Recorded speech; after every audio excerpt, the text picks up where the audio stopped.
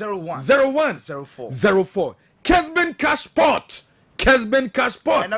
and ye beche sika and ne ye beche sika ye weekend ye sika bruta January no 61 days because of wapa bruta January 13th A January 13th B January 13th sa na to so a intene ye beche sika days etemupa January kwa me ye sika and ye check 30,000 Ghana cedis 300 million na 300 million na ye che no ye che e de ama obia benya 3,000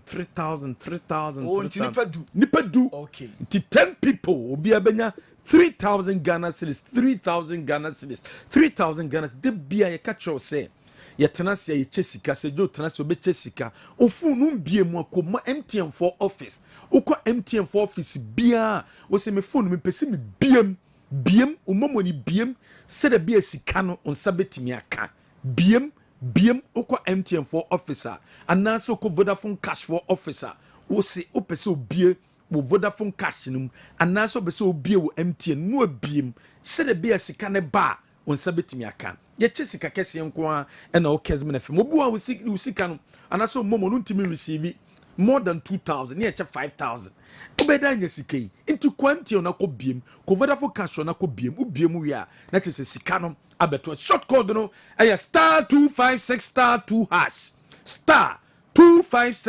*2 eno ne short code no star 256 *2 ubo wie pe the next interface na beba no na we choose one na Kessben FM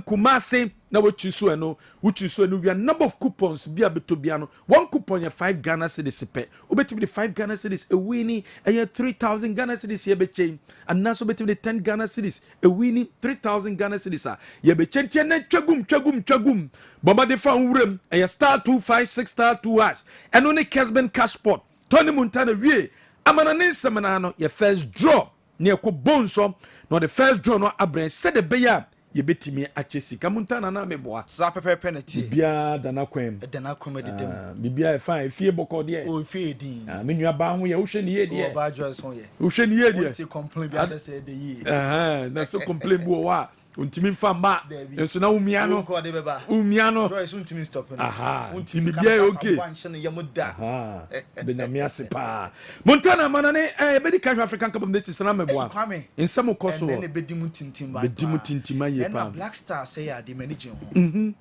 omo pon training omo ko na France no mo show so much love Black Star players ni ginai the omo ye no ye be show to stick and stay wow ntie na ntie rama na sema wodo a waboboa no ena no pay edebre ye mete for ene ahefo akwa by her nsama ekoso onkofo close ene ajabo ene na jane benya babedu no ngoche pepepe na AFCON no atimi asha se all la Cote d'Ivoire we are in 2024 na so tournament din AFCON 2023 yentie the official song for the AFCON Wabra Magic System Yemi Alade na fe Ramadan omo come tribom ene nwumre omesa perform live our opening ceremony no yentie the official song of the AFCON.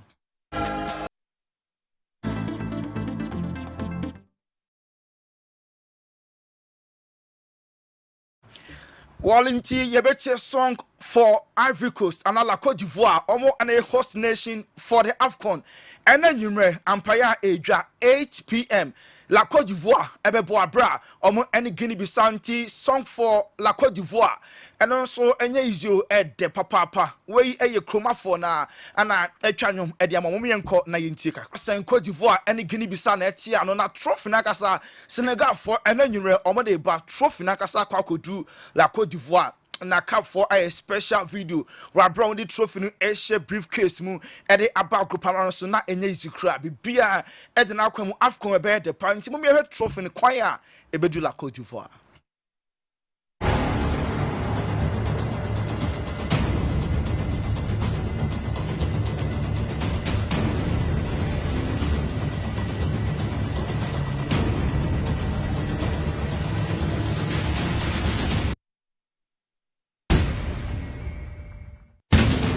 A trophy na ena nwumre Senegal for the beba na open ceremony na kwakoye de no trophy we Senegal for the kita o metima defende ana country bɛn na betimi Argentina hwɛ Kessben television trophy no na enya babedu la Côte d'Ivoire na ene matches no Ivory Coast ebebo Guinea Bissau, Nigeria ene Equatorial Guinea ayo china, Egypt ebebo Mozambique, Ghana ene Kessben ebeshia 8 p.m. tomorrow nti AFCON fixtures no said ya display our Kessben television so ne say ena esitenti ene 8 p.m. only one game Ivory Coast ene Guinea Bissau na me adumo china Nigeria ene Equatorial Guinea ne yemi no mienu 2 p.m. about 5 Egypt ene Mozambique, Ghana young group opponents ene no na 8 p.m. Black Stars ene Kessben ene afreso Nyame aduma on Monday Senegal and Gambia, Cameroon, Ebebo Guinea, na Algeria and Angola, and so abaway matches outdoor and also ebetimi abasu. Dr. Patrice Motsepe, a CAF president, or say the next Messi, or say PFA Africa, because Africa and football has come of age, a burning mupa. The next Messi will be say, or say PFA Africa.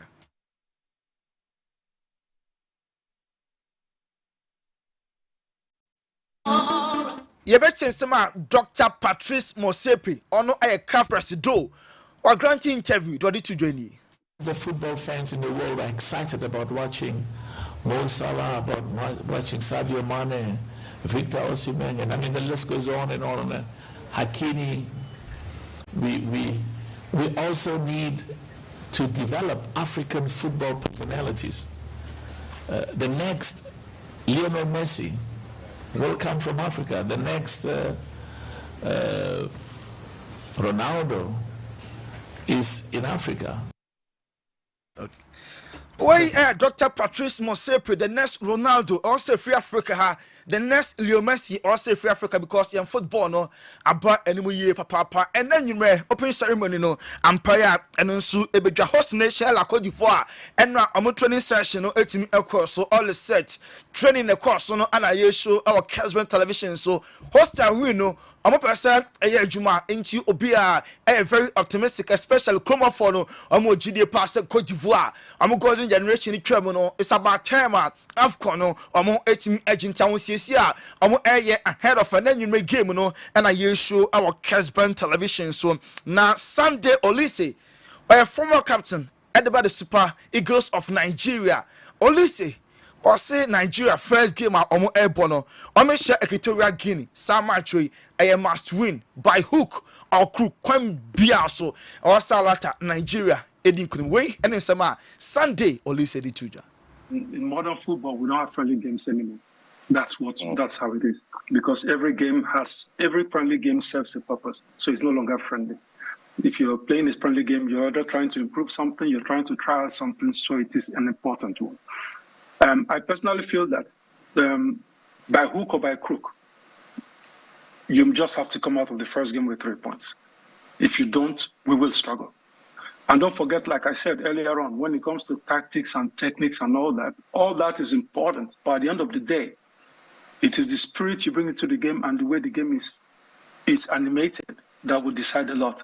We cannot afford to, God forbid, lose the first game against Equatorial Guinea now. We cannot.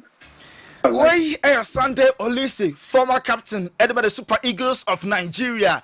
Or say Nigeria, God forbid, Nyame Pengu, our first game against Equatorial Guinea, Sam March, no.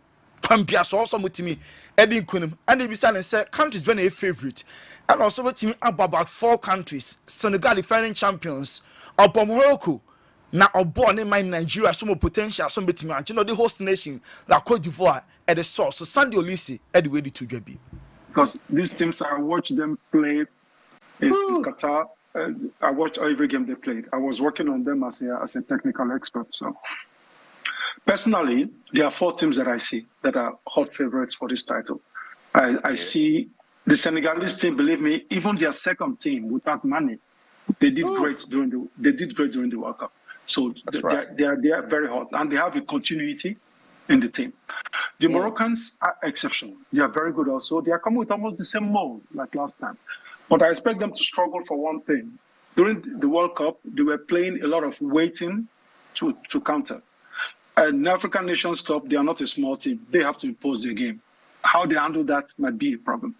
Now, if you're looking at it also, I think the host, Ivory Coast, they are a very good team, a very solid team. I've watched them play also, and they have a team network that holds ground, that is very solid.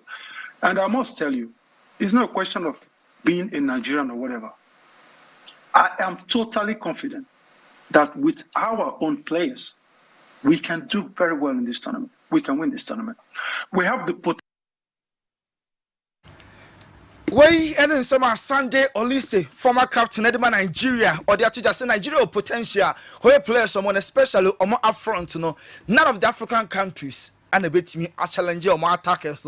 Oh, team, yeah, first match also can be a shooting kunim.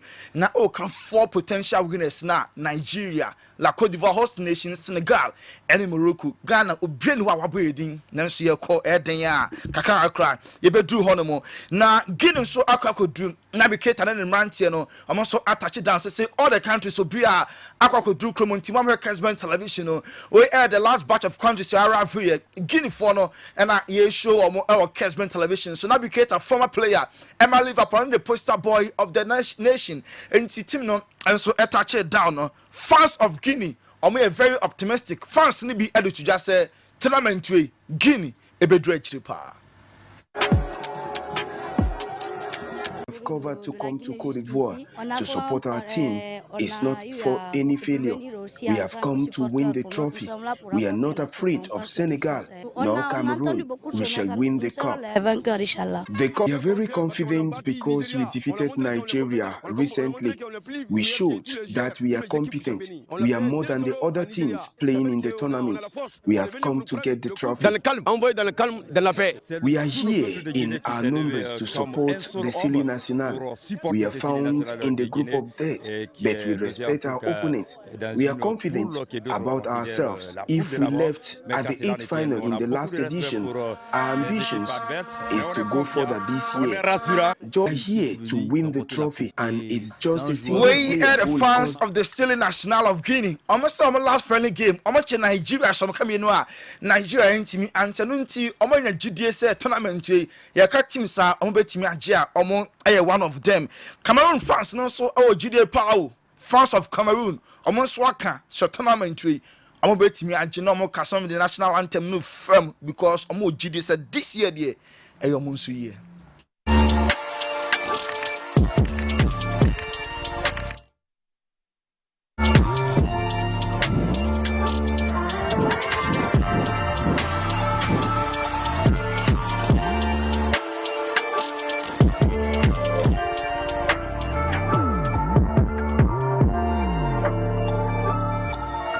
We the photo shoot of the indomitable lions. Cameroon and Ecuador, na France ni bi enrans no mo gidie pa tonyum ye dede sa se tournament we den ya.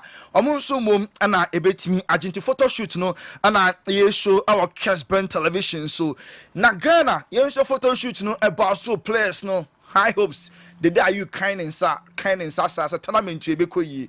Ghana in photo shoot no more Kessben television. So Facebook and YouTube no in photo shoot no and I war here enti Jordan are you no Ghana in just no white not just a prof and no na Inaki William Kudus the star boy Salis Munyano a future goalkeeper just obia jide sa tournament we the Ghana and it that's one ho and so baby and that's one some na emwa ya na etimi epie free Black Stars of Ghana and the training session etimi eba so players ni eco training here na me adom ochina 8 p.m. and you no oche and a game no eba so against Kessben intimo mo Kessben television we the last training session of course so another training session ebe course so na feel ochina and you 8 p.m. Ghana yan opening game our AFCON 2023 and also team abaso Black Stars at the Betronsa at the Africa Verde and just after training Ghana Black Stars omo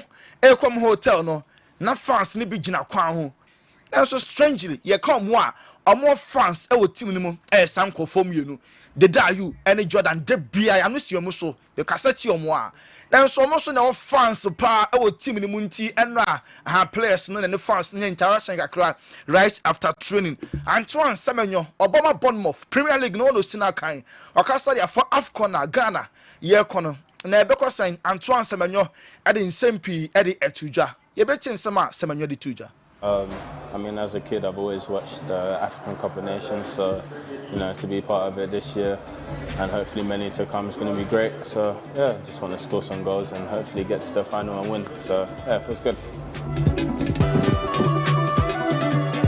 And to person was share more goals. Now hopefully Ghana co finals. Nedin Kunima no and Tuan Saranyo and someone also Eddie Etuja. Joseph Pentel, winger. Ghana, you need a sopa no game changer of bench eba or start and pempiana modimono and ye bad cry. Joseph Pentel so our messenger or the man Ghana head of him opener eba some kitwania frost ever representing Ghana whole AFCON ayana a year energy sempase ebetunsa ede afrewo na pesitao South Africa ni no bo Emma Ali okoshani colleague bi our AFCON tournament last year na pesitao ana ye show no our Kessben television so me anko na ehwe kakra. How are you? Good. Yeah. Too good. Taking pictures.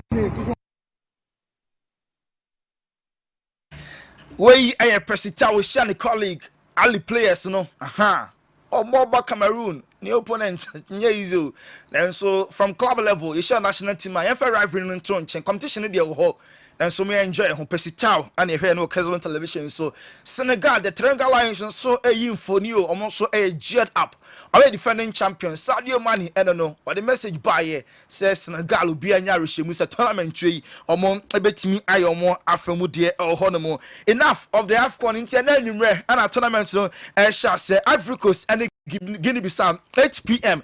na match no about so yeah the live commentary everybody all the games money and was so and now Kessben planning poto forma yeah the bro live yanto also encore mainstream European wem and the German Bundesliga and one match etimi about so Berenic Eshe coming son TSG of Funam antimi anti Jamal Musiala Eshe 2 goals and my Hurricane 90th minute on your goal number 3 and the Bavarians Eshe 3-0 any Hoffenheim and a boy yeah and then 2:30 Freiburg and Union Berlin FC Cologne and Heidenheim Mainz and Wolfsburg Augsburg Ebertren Leverkusen IB Leipzig Eberbo Frankfurt 5:30 Darmstadt and Dortmund Nyame Adumochina Bonn and Werder Bremen Mönchengladbach and Stuttgart and Eberbo League table Leverkusen Edikan almost 42 Bayern at a second 41 Stuttgart at a third RB Leipzig 4th Dortmund and at a 5th at Toronto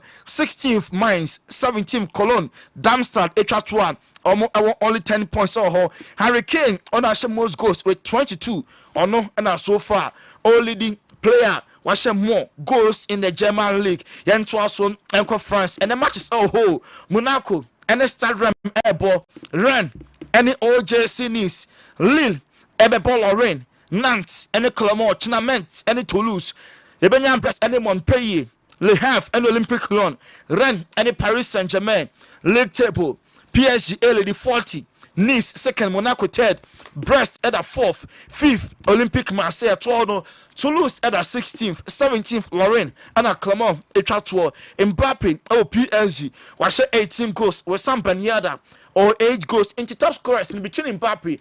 And the other second goes Makomako 10 and a separate more Yanko Italy and then and China and a league matches in El Napoli and a Salernitana Genoa and a Torino Hellas Verona Bebo Empoli Monza and Inter Milan and a Bebo and no games are a boss Nyame Admochina Lazio and the US Lecce Cagliari Ebebo Bologna Fiorentina Ebetwen Dennis AC Milan and Roma China 7:45 some match no Josie or suspended red card in team one team and bench on Monday Atlanta and Frosinone and an airball league table Inter Edikan 48 Juve second 46 AC third Fiorentina 4th Bologna and the 5th 6th Atlanta 7th Lazio Roma at the 8th 9th Napoli football club no na players watch more goals why and a couple Canary offer Martinez Lautaro Inter watch 16 goals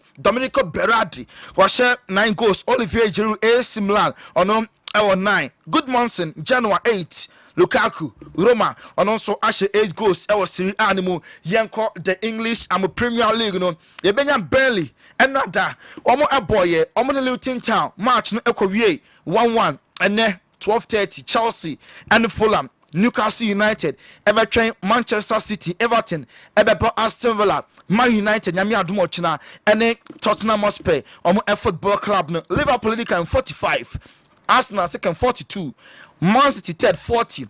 Na Chelsea Aston Villa mum at second 42, Arsenal for that 4-4, omo 40 points our English Premier League no. Mauricio Pochettino say Chelsea fans no a bomb chia also mujitum because one team name does championship side Ghana Ebaka Division 1 one team no mbo cup semi-final na on lose ya ball chia jitum na ya onema ye yentin sema Mauricio Pochettino de tuja. We know that when you lose a game against a championship team, we need to accept the criticize, and yes, now we have a chance tomorrow to put all these bad feelings out, performing in the right way. Tony Anusi ya beche the decline 3,000 ebeko Mr. Bones I ready. The Tony Anusi 3,000 ebeko edema winner with the kind here star 256 star 2 hash star 256 star 2 hash. Now we choose number 1 no a Kessben FM Kumasi and untifa hurem and ye beche 30,000 Ghana cedis ye beche nipa 10 obia 3,000 and unti Tony Anusi ya first draw ebebaso. Yere to aso dia nti koso na dial koso na dial Nyame adom na 3,000 no onso betimi age weekend we na wonya 3,000 be bia bewu edi amount Elton Hag ye bisa no on Jadon Sancho so okwakobo the next 6 months on loan ama Dortmund get our kind of phone and I say always say Sancho well ye nti nsema Ten Hag do tuja. Well, wish him the best of luck. Is that? That's it. I hope he's doing well. It will be a success. So. We Eric Ten Hag any at no this seminar. Pep Guardiola confirmed said Ellen Haaland will be available. I just say be about so many corner way yeah. For now we put her into one team see a kind and from our city. A little bit it's fine. A little bit the problem disturbing a little bit in his feet and the doctors will decide to stop. 1 week and restart maybe in Abu Dhabi and hopefully the end of this month will be ready. What's at the end of this month, now I am ready. No team abo Eddie Amman City or club na Arsenal. Mid season Abu Dhabi and I said Dubai. Arsenal training session more do Thomas step party and the colleagues national for age training. I know I'm Dubai almost chiwer than I said the Premier League by next week the draw and yama be pa Eddie Ama Arsenal for training in the you will capture ya na efe pa pertaining the colleagues no omunyina obia enso age training kama pa Lazio and Roma boy and no Italy Coppa Italia nemo Lazio Eshekaba kwa Roma entimi anti nampeni 4 GD pass at a point Lazio fans ni bi edi Lukaku kala edi na temti eno ada ena omodi asotwe kakra edi ema Lazio omo afine wo 50,000 euros ena afi omo ama omo partial closure stance bi wo ho a omo ebe close Lazio ena Napoli match ne fans ni bi entimi enkotena ho no ena Claudio Lotito on the president ema SS Lazio so nya mia nim na o stadium ho wante se Lazio for and Lukaku ne kala enso edi na tem honomu AC Milan omo epe Matic former player ema Chelsea Man United oko France Rennes na so so person free Rennes AC Milan for hwe se omo nya na Serie A no na so abopen ede ama romanti eho enye new place aba adapt quickly now afete abo ede ama AC Milan omo club no Antonio Conte Napoli for pen Paota Mazzari de eden ya omo beja ne kwan na kwa no tina downfall Roberto Sorrentino or say ampa Napoli for every day said there omo Antonio Conte edi komo no emu eda ho pa che there's a possibility Conte next year for betting Akofa Napoli omo a football club no and now Germany before omo German Bundesliga game share 3 no the Kaiser France Beckenbauer and now that at the Madrid France Beckenbauer transformed in 14 years as a Bayern player. He won the league here 4 times, European champion 3 years in a row, twice winner of the Ballon d'Or. For his nation in the most selective bands, a world champion as both player and coach. A son of Munich, an icon of FC Bayern, Franz Anton Beckenbauer, the Colossus of the German game. Franz Beckenbauer. We a tribute to Bayern Munich, a player at the Mama Club Legends. So the late, but then Bonkum so France, the Kaiser Beckenbauer, Hana Enada, Omoyen in Phony Kama Center Circle. Now 2 teams in the Age and Chain Hoffenheim and a Bayern 9.4 at a stance anymore. Omo minute silent Edia Mana Bibia, Echo so Kama Pa Hurricane says a ghost non team show Enra on a shared third goal. And my Bayern Munich, South goal no, Amana be equally. Player friend Robert Lewandowski or German League, you know, about the first half of the season, was 22 goals. Harry Kane, I call sa record no first round of the league. Germany, and also at me Asher 22 goals. So Thomas Tuchel say, "Onya another right backer, Kebe Boapa, because Bayern Munich Omuguswa, Amu EP players mid-season way." Second half never chance here. We don't know Sanchez Kulusu. I'm for Eric Dyer next right back. So many beer. Omo epe papa classic on china Real Madrid any Barca or Real Saudi Arabia Spain Super Cup no Javi coach Eddie Emma Barca yeah we say ya just all plan so about 4 midfielders in fin makoma 4 then Pedro best started Ike Gundogan Frankie Dion Ebeka Bako Femi Lopez and Sergio Roberto why and Ebeka no then 4 no there likely say Barca ebe mia in fin tight pa Carlo Ancelotti so oyen sacha against the rivals. Atletico Madrid almost 5-3 no. Modric start ochina. So Modric etna bench Emma Toni Kroos start here and you can say ayobia enwanwa. Dani Cavalier onya knock himself on your man of the match. Performance na was slow 2 days in on training na so ochina likely say Dani Cavalier and so ebetimi up Liverpool ama omo left player or yeah winger left wing back Luke Chambers. Oh, potential Parkodano. Liverpool for the now loan. We can so more experience now on Metro so and family Liverpool Football Club. Dominic Solanke will pray by next week dear. Ebia won't me more. Now so on the 21st, Liverpool ever bought against Bournemouth for Premier League no. By 21st of January dear. Now Solanke huatona will bet me a future Eddie Ama Liverpool. Oheneba wadaro ma wesu ni ejina na yeden call for close nsem no. Yedi esi hamu. Bo Tony Montana beda se anope Tony Montana na dia manane nsema odo no ede abreye no wo betimi do messages awodo no dia ba 0551444933 0551444933 wo betimi do messages awodo no ede ba Mr Bones are you ready ye beche ye 3000 mienu a edikan o cheni 2 no abom na fe later on ye de aka no ato so ne ye che nipa edu obia 3000 Ghana cedis our Kessben cash pot so ti do ben so be dial star 256 star 2 hash star 256 star 2 hash na we choose one no a Kessben FM Kumasi Bones are you ready yanko Mr Bones up na onye first draw no emfamaye Rakame masom ewo de cashroom na o hwe atese sika ne gukukuo ni mu papa kukuo yi mu efe na tese ne sika be kwa amanfo ho ye 30,000 Ghana cedis enye sika kuma e pa cho se wo hwe na wo so pese onya kukuo yi mu sika bia din hihye so very tiawa star 256 star 2 hash Sunday now select the first option no Kessben FM Kumasi Uria a be prompt for ticket back 5 Ghana cedis till bodo do apesa woto no boshem sa a be prompt for pin we Vodafone user MTN user obia to be in hu gym no obia so to me win big on Kessben Cashport now the first 2 lucky winners 3,000 e come on channel pacho himfa no mo na mo ye ma na se bema pacho ye gwai why nearly 3,000 in Kano Kessben Cashport and Sergio Laka this Canada Kwame Mickey Tinemi Chesikano and then the omun to me Sergio Laka David and man Musias Yamhua Yanko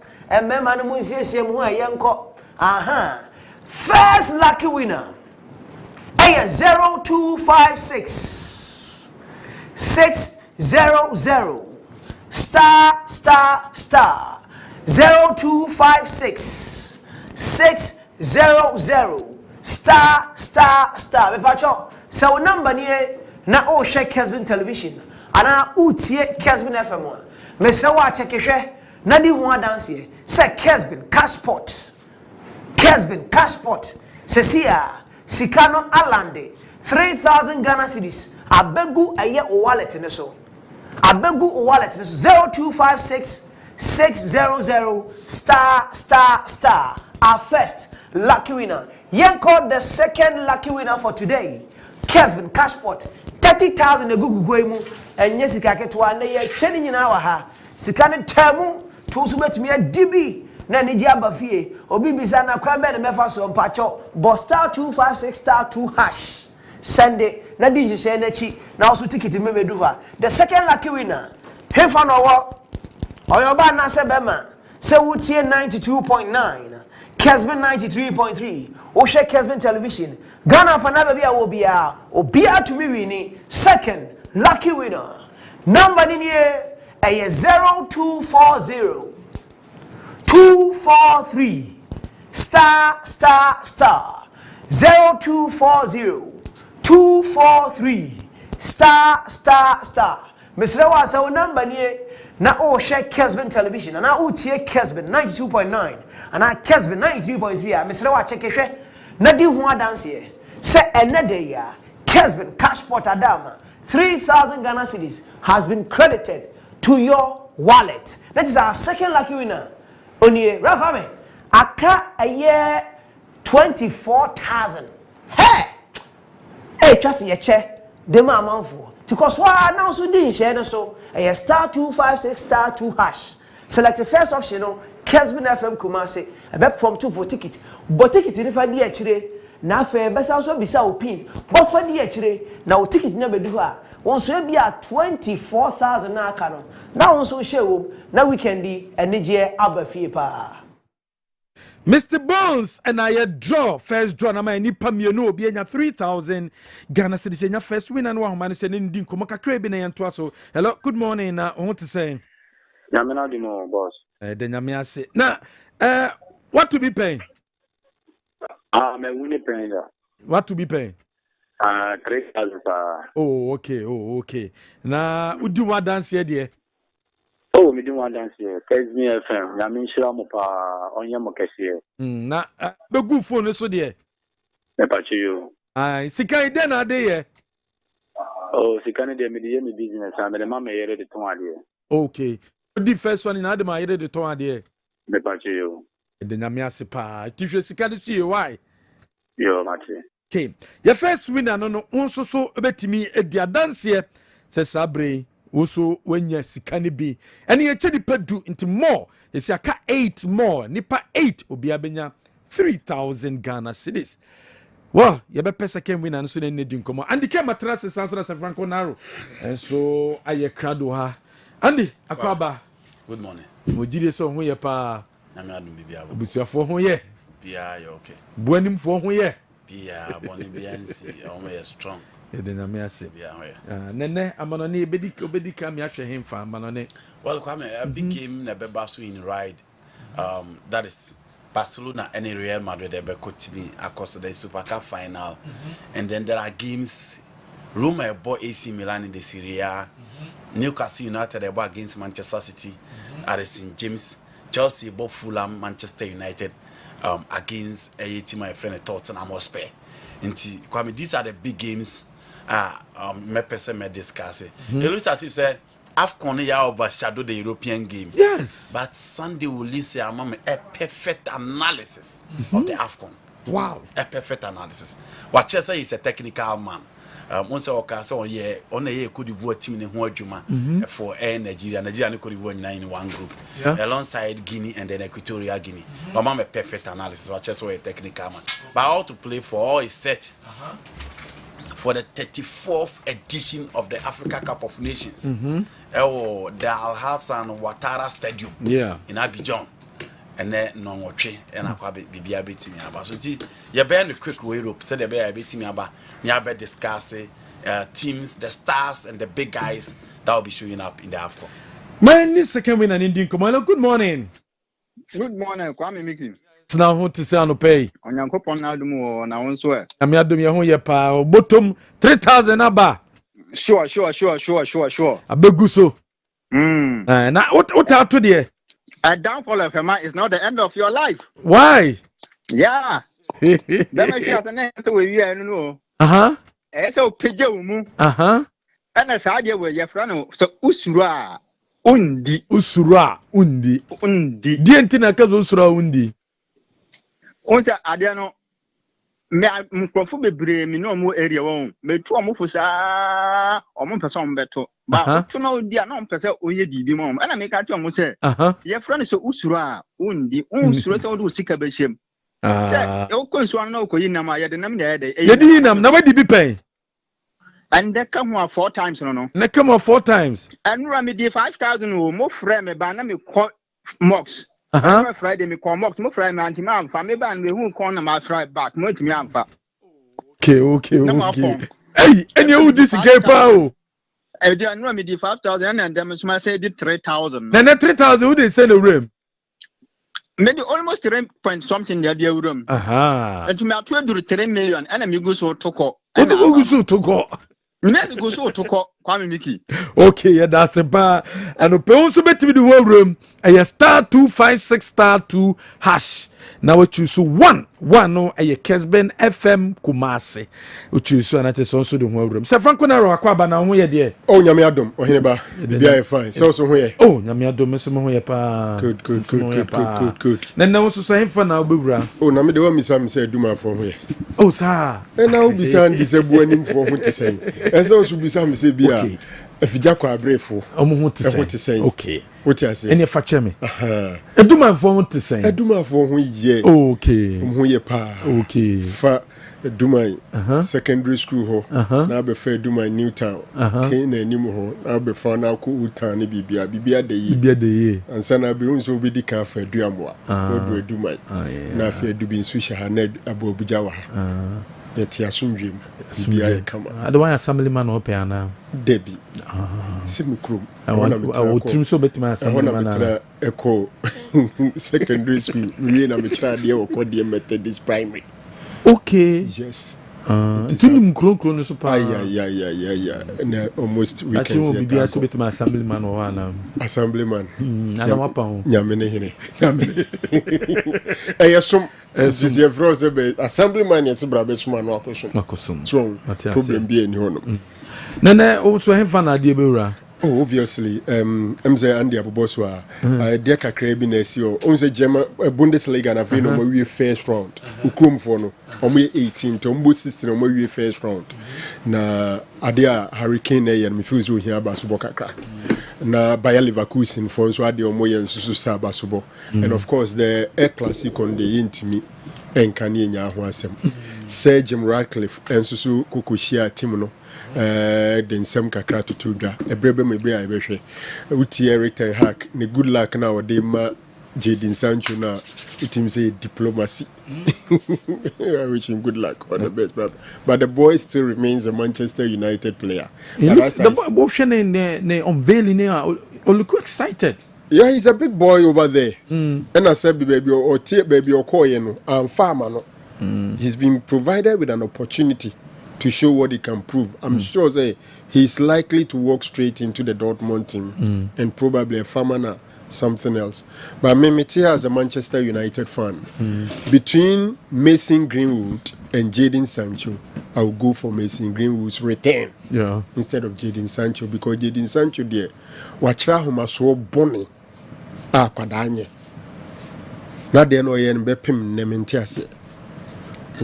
Obia United legend be Obeka Sebo say if this happened in the days of Sir Alex Ferguson, you are finished. Kensu so the gaffer say you bisa manager and say Adena Jadon Sancho umfani mobi or say he doesn't train well at the training grounds or shall I say training well you will see him in action. Now I go straight to the social media so you're truthful and thrown water. Come and apologize, we sit to hell with apology. And then Kabet Nasi rotte. And I think bonnet. Okay. But I wish him good luck. Nutelate.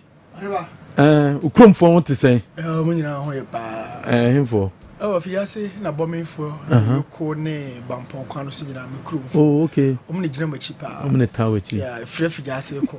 Dwabenfo ka ho kakra. Tori bia na me gina ho din komo. Dwabenfo ka ho kakra. If you say e ko ne bomb crofo so. So do we take me pacho any din komo. No, any din komo ya. Ye ma kasa kula na. And now him for idea be bra. Me who come Jesse. Na ma fix he ka kono pa. Yes. Ampa. Burkina 98. I don't know be the Pele last Black Stars this year. Yeah. Me who CK so can be. Yeah. Mohamed Gago.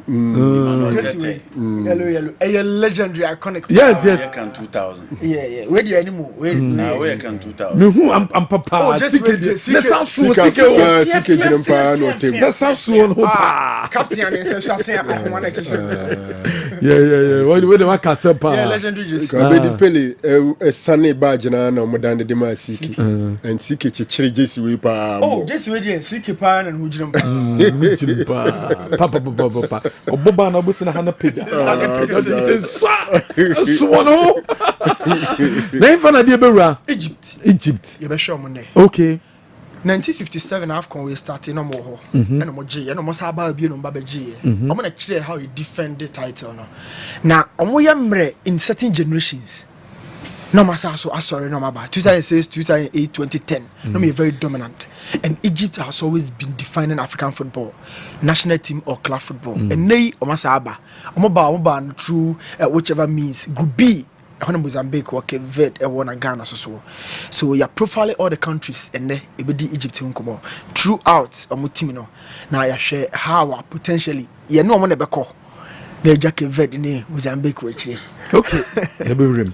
Newton and Subami Ram near who said the city or short coordinate *256*2#*256 *2# no choose 1 and you 30,000 for nipa 10. Ya chemienu nipa mienu bia nya 3,000 aka 8 more to go. Found rem na nso betimi edisika na biandi. Yenkwa manone. Big game na baba so nyame page na El Saudi. Na kwame so we the state of Barcelona in Nansen and the last game that they played against Osasuna. Now to compare last year na Real Madrid and Barcelona Asia in the Super Cup final. Now because the Barcelona team na holding any technical bench na holding na was the position now. But adeba ko obi hu from Javi Hernandez ne say na enye oye player no kwana na onim ball against Real Madrid, but onya a chance to be a coach for Barcelona no. The games or ball against Real Madrid nyina na win there, but there are some games you don't expect him to win, but ubo say game na no Jeffrey Real Madrid in same. A typical example was the final last year Abra or share Real Madrid by 3-1, and some of the games or by and what team abo. There were some games I know be any GD say Barcelona beat me pick a point, but Javi team no akwa na 3 points no dia babidina team my friend FC Barcelona aside. This time it is another final. The faithfuls of Barcelona and the supporters of Barcelona based on the recent performance of the team, based on the recent performance of individuals and how the team set up for omo games na saying. But let's not forget, so far Real Sociedad team na team as so far Zilomad ene Abrantia omujina echire ho edema na ofo bi se Gabriel Minero ofo bi se Zubemendi over Oyazabel and other players are omukan to fikusa kubo omukan who anymore. These are players omujina Sociedad team ni matche ba omuni momo for the last 2-3 seasons, apart from Alexander Isaac Efrimu etimi ekoye into omu yetim omu ye stand out omu yetim omu de bo so ani nti se obetimi aton tra me no ati omu no kire se omu de bo no kwame eso ani. So we set up omu de bo the last game. It's likely second Cancelo will be back, but the Befana left here, and again the two center backs of Christiansen and then Abrantia Yefrene Kunde. So here the probables are Eru all rounder. Likely say Kwame Mranti in a bit me abo. A midfield of Romeo, Gundogan, and then Frankie Dion. But because Classico, very likely say Pedri a fully fitter. Kwame Obetimi a room, no Ababe started that particular game to be part of the Barcelona midfield because Oriori mi o enchre say oye one player within the Barca setup no oba be wuram ne modebo so ani. Gundogan is okay. Frankie Dion is on and off, but sometimes only one player bet me rely on him in midfield in the absence of Gavi this season. Into a three midfielder openia your friend no Javi best set up for the game against Real Madrid. Any mood there. So shed the João Felix be in the second half against Sociedad. You don't expect Ferran Torres to come back until here's a João Felix be Felix. So shed the Yamal after Rafinha play and obey you know the Obabe on the right.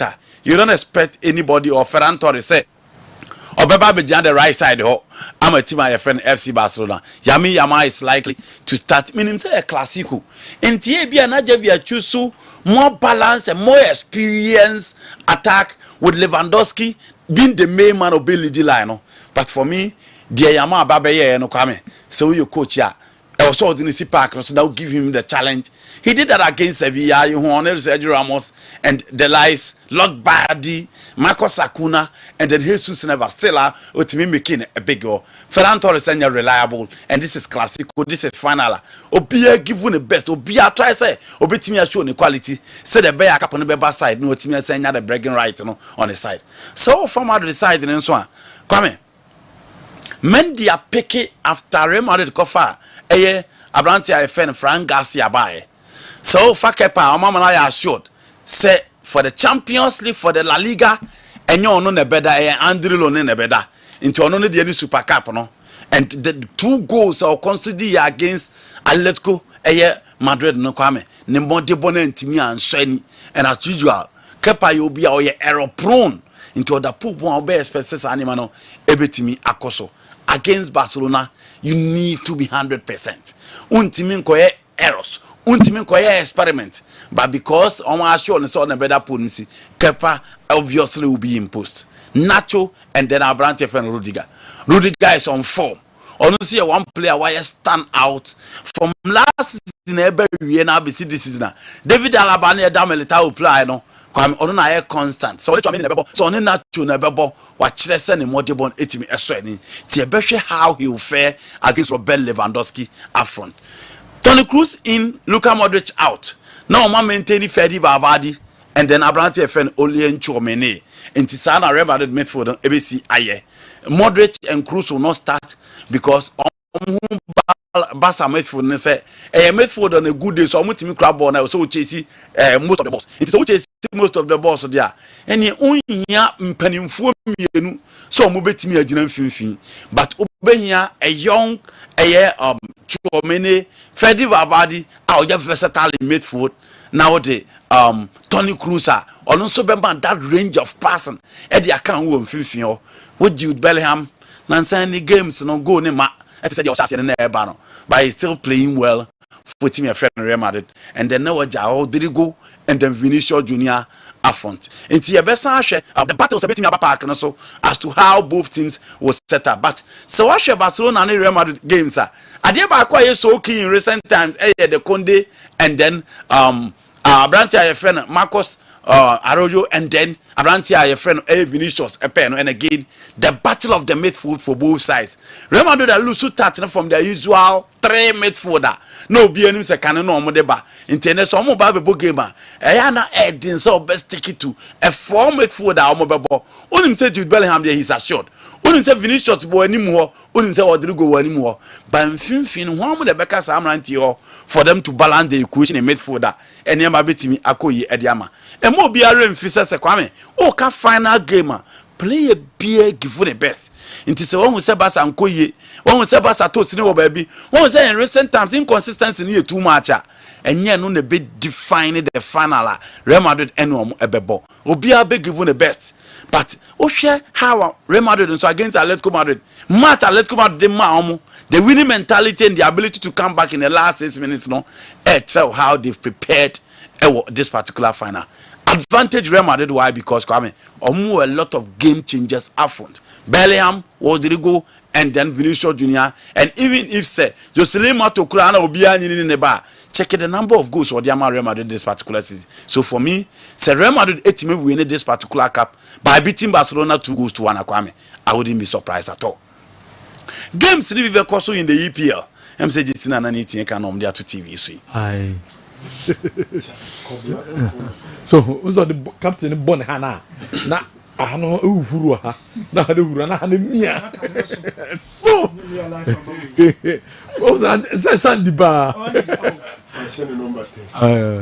no be most iconic pa who say Ghana just aye we are so we know red gold green no Ghana just the issue mu de Ghana black stars no so say star no die yellow ni mu so when is spiritualist for me I so for me be case and san come back and come back when oh just wait your Oheneba when Ghana just ya kan na Ghana ya come back o say ye ne ye decide say enko say no so obi an san betu ye for say enjin go white e be cap ne de ko ye ntimi nje kwa me omunyi o say you better black me no mo colors ni na so for na you for that o man na me ya change drunk one Argentina show mo de Brazil show mo de Nigeria show mo de country bi asa ne de Egypt omo ye big for ni na France blue ya le blue ye nkwan de just where they na no de na just share Kwame say we na the current one at the Ghana the national colors red in man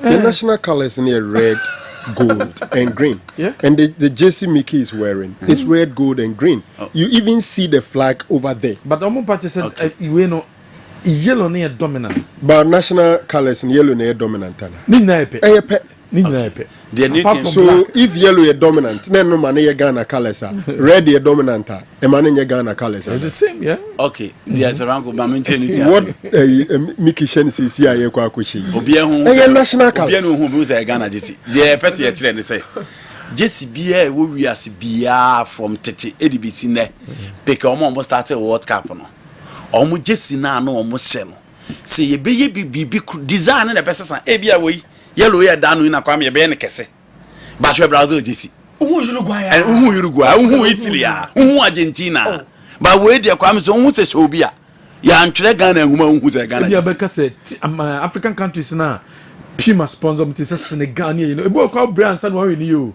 Senegal mo nyina Puma ne sa ayi for na the same design o break akra on say Senegal most of the French speaking countries no sponsored by Puma unso omo de na omo ye color no e define omo e na omo so omo de na so iconic we Senegal unhu so omo fages na white and green bakwa me ye de ne de ye de no ye Germany Cameroon. England Brazil Cameroon upo green esoro no green Egypt upo esoro de red so what you say Uruguay upo so ye blue yes San Argentina see Ghana maybe a lose the white and even the black now I remember very well Yebeko 2006 Nations Cup in Egypt now Ghana was torn between those colors you know then they says at that time that's still black and white crime free system they be that so black and white until they told the nations and they say we choose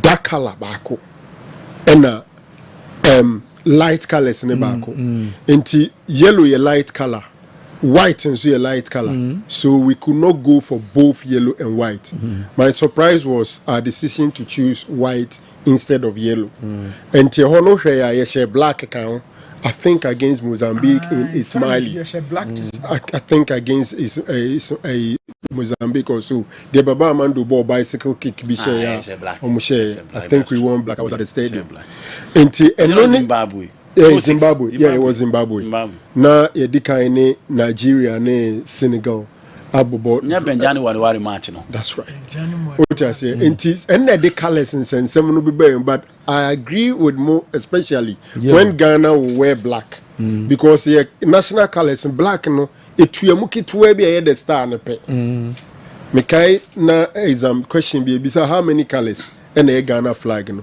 a lot of people felt 3 but the black is also part of it the only thing is a star no black no ekituwe bi enti seriously Saudi Shandi die a kind crop and then no so ye share you pa because the Pele won it as a captain when you pamu What's it? No more pamai. Yet then now the Kessben They won't make up pama you know the difference. Kessben oh make up pama so said that the modernize and I am anymore it we ain't even fa color we are modernizing let's franco ya haje keke there be one baby e na de ono ba be haje no una be haje say Kessben colors political colors and political colors and now wash me person me say that time no na pam na we pam ye pam sensen what you say but this time no ye pam no we no me can tam but say no ye the machines and that time okay I mean you the machines na say omo for machines first say omo the machine omo sa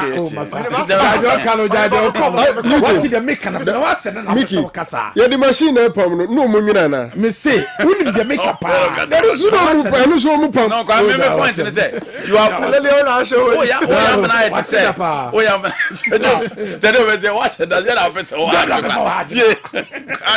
the whole person tell me tia tell that na the 8 minutes to kala we emfani gc me see betime you see won't me say I propose to tell now for no say we na ma ehu to be on te Ghana we are connect just we dey no too much Ghana just the academy na Ghana just the unfortunate thing is that just we am fair anye cap just we am fair anye cap na the man go I was go for money na we here bi say the cap I dey cap o say go dey no na bagu bi na say na chiro ye kala no kala ne dey say design we am fair anye hwe we na yes so so wake up from fire we wake up ne ko back nko fa no ana ne no an yesi na say no dey ko wake up na yesi na the man go first na ne dey cap ne we ya when you dominate it 2 we ya 78 61 one day we out first time don be share 92 first na 92 ya gideon no previous years na obo edian no mfre football nation na we ya bibia me e ka say modern one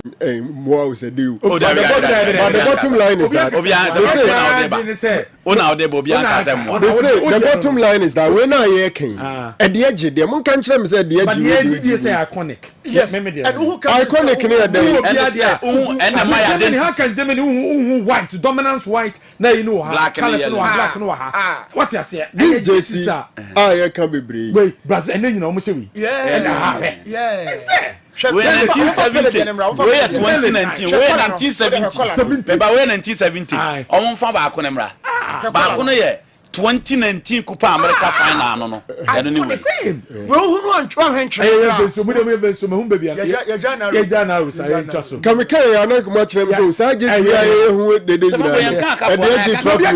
obi anka cap yes we na me hu se Ghana for when you say hu se Ghana obi anse sana de o nti ene Ghana jesi ehye yu ayu hu se so ko but Cameroon for kwa no an say hu se the indomitable lions of Cameroon the fires of Egypt na ekon the elephant of La Côte d'Ivoire na ekon of course Cameroon no mun change mu jesi designs ade a say macho no first now the macho there ba and every one mutimi yan vest but it's still green no go macho FIFA so man sana so and the yanko no we need jesi a wo sha obi ehun se o sha Ghana jesi yes and the yanko big games na eba big games na eba so and the yanko they wear different colors especially when they are not playing as the home team there's no nation in the world at jesi one ayenim there's no nation in the world jesi one ayenim enti se na Ghana ya de na red any white we are only overemphasizing this thing. Cameroon now can. Obia untumi nya one pair. Semango yanka so obia this year one. Brazil for some more white and blue. Omutimi she blue and blue. I'm not green be. Omutimi she blue and blue. Enti no me use white. 1950 omo ko ball work blue so final no omo use white in bio. Yellow na. Yellow no mbe use. The air can say country. Say Egypt so to be omo white. Tunisia to be omo red. Say France to be omo white. Say France to the be white. England so to the be on blue black but obi any say Italy for color blue. No. NFM allowance. Ghana. Ya color. Ya color na. Any just we ya hu ate. Ghana for go match we ya. No. Big games never to the Premier League. Come first. But for the first time when say tournament be ya shadow Premier League here. AFCON you the bank. For the first time when say be shadow Premier League near the AFCON. To be very honest. Yeah. Because Man United and Tottenham Hotspur say nobody cares about yes. it. Real Madrid are playing Barcelona and Newcastle and Man City a big game. Chelsea are playing Fulham. But everybody talking international about media houses on Wabeji right to have. Yes. DSTV for is a momo almost in here money the pressure almost near the one that did make a akutu and the Sky Sports for the first time. Until the AFCON no the la cream no more Europe no. Yeah. It's a something else. Let's share for the crowd so bold. It's your phone so bold. Now say we be sport about. Yeah. Be sport about. Now asema Patrice Motsepe kind of tree imagine ko bibi so. Kwame say Osimhen any Salah any money be fan say money crack off kakra. Competing the European big guys now, not just like Africa, the quality ko Europe. Yeah. The best player in the Premier League now is Mo Salah. Boniface now Oprano. Kako Bundesliga anymore. Me sure say we Hurricane. If you are, he's one of the best over there. What I say in the Serie A is Victor Osimhen. Maybe La Liga and I share denya big point guys. And the BT sa winner 8-1 B no Ababi room sana La Liga. France for no be brave Ababegum. France am I more. France more MI 61. Mali striker say Kanute. Yes. Fulham oba against Chelsea at the Stamford Bridge. Mauricio Pochettino say obia wo chance of Chelsea team nechi because say okoboti Amedis bra na still I am fadi na chese wo yeda pafo. Minim de say do wo hadi anko de be ma omo. Na so Chelsea mo de bon enkoyi. Yeah. Omo against a stubborn Fulham side. Now many Liverpool so nya chance hwe bia obehun say Fulham team ni team guys na omo no mabo big teams kakra na omo di no oni omo hia you need to be very very careful especially from that midfield to attack. So we show omo defense na obo na be room kakra. Kevin Bassey aba AFCON. Robinson will still be there. Benley will still will be available. Cordova Reid will be on the right. Kani, Tommy, will be in midfield alongside João Palina, Andres Pereira, and then William Borges da Silva. No major Raul Jimenez were anymore in a 4-2-3-1. Omo Edirua Air Stamford Bridge. Chelsea problem no, it is known, and whoever won the game against Middlesbrough who said Chelsea problem ni na say. Why the bet team the ball not to Tottenham Ediama team your friend Chelsea and non kwani adiaka. We've seen Armando Broja send and saying or try to bet me take over the attacking setup of the Chelsea team, but unfortunately the level of inconsistency is near too much. Inti Kopam and so tries to obey the best after giving him the role to play as a false nine. Still and Sanko goes in a Obobo on the say no de madueke nan saying no sunya bimbo. But after coach yes Kopam and Kobo number 9 now Maduke Emra the right side it looks as if no de Maduke is playing well. Rahim telling Adepo Kakra, but the Chelsea attack is fluid, more flexible, and Omutimi interchanges so well, creating holes in opposition zone. But the Akane why the ball never to him at him the composure out the ball never to Atenam and no problem about for the AHL side. Look at Kopama, na shekwan of us so ebo boy SN. Inti Fulham Tima, William Nyao Andres Pereira Nyao Raul Jimenez Nyao Cordova Reid Nyao and the midfield, they have 2 workaholic midfielders. Omubeti Ndia Marche Kono Gallagher, Moise Caicedo, and then Enzo Fernandez. And Chelsea need to be very, very careful. Pressure of Pochettino so Muse the Graham Potter, the Frank Lampard, or no as an experienced coach, I will be expected or do something better. A Chelsea, they are so by an on Saturday. But this is a game that I foresee Chelsea winning at home. A very slim margin. I make 2-1 win for team my friend Chelsea at the Stamford Bridge. Newcastle United able against Manchester City. Newcastle so all of a sudden 9th on the table and Emma Nkoye to say the first net here. So I show more games on my body and say against Luton Town Nkoye, Liverpool show by 4-2 against Nottingham Forest and so Nkoye and Omo back. Ebabeshe team a friend Sunderland in the midweek. In the last 4 games, the only game a team a friend Newcastle United team are winning a game against Sunderland. Omo bet team a friend Manchester City. Last season, it was a proper showdown at the St. James Park between City and then Newcastle United. 3-3 again, yeah, Nerko. And in the first half, it was 3-1 for team and friend Newcastle United and a Man City bar back bete. And man, yeah, 3-3. Obia share first game, of course, what the Etihad, and it was a narrow win for Manchester City. Newcastle give them a good account of themselves, and then one I will expect it. A big game. FIFA financial fair play, no UEFA financial fair play. They are to Newcastle. Inti ene encreba ne say Barcelona and PSG. A person omofa Bruno Guimaraes. Every a team, but January we there to be very very tough. And the room against Man City. Rodri back, no, there is stability, there's consistency, and Kevin De Bruyne is back. Inti Sam Ranche back. Na enyema ekoyi at the moment dia. Then what do you expect? Newcastle on the other hand, omonya injuries especially at the back. Current 3 issues to buy. You know Boltman, you know Fabian Shah. There have been Lascelles by Selan Weke. And a midfield of Sandro Tonelli, Joe Letton and Bruno Guimaraes. Sandro Tonelli boy, no. Abranti Fanny Melly long staff.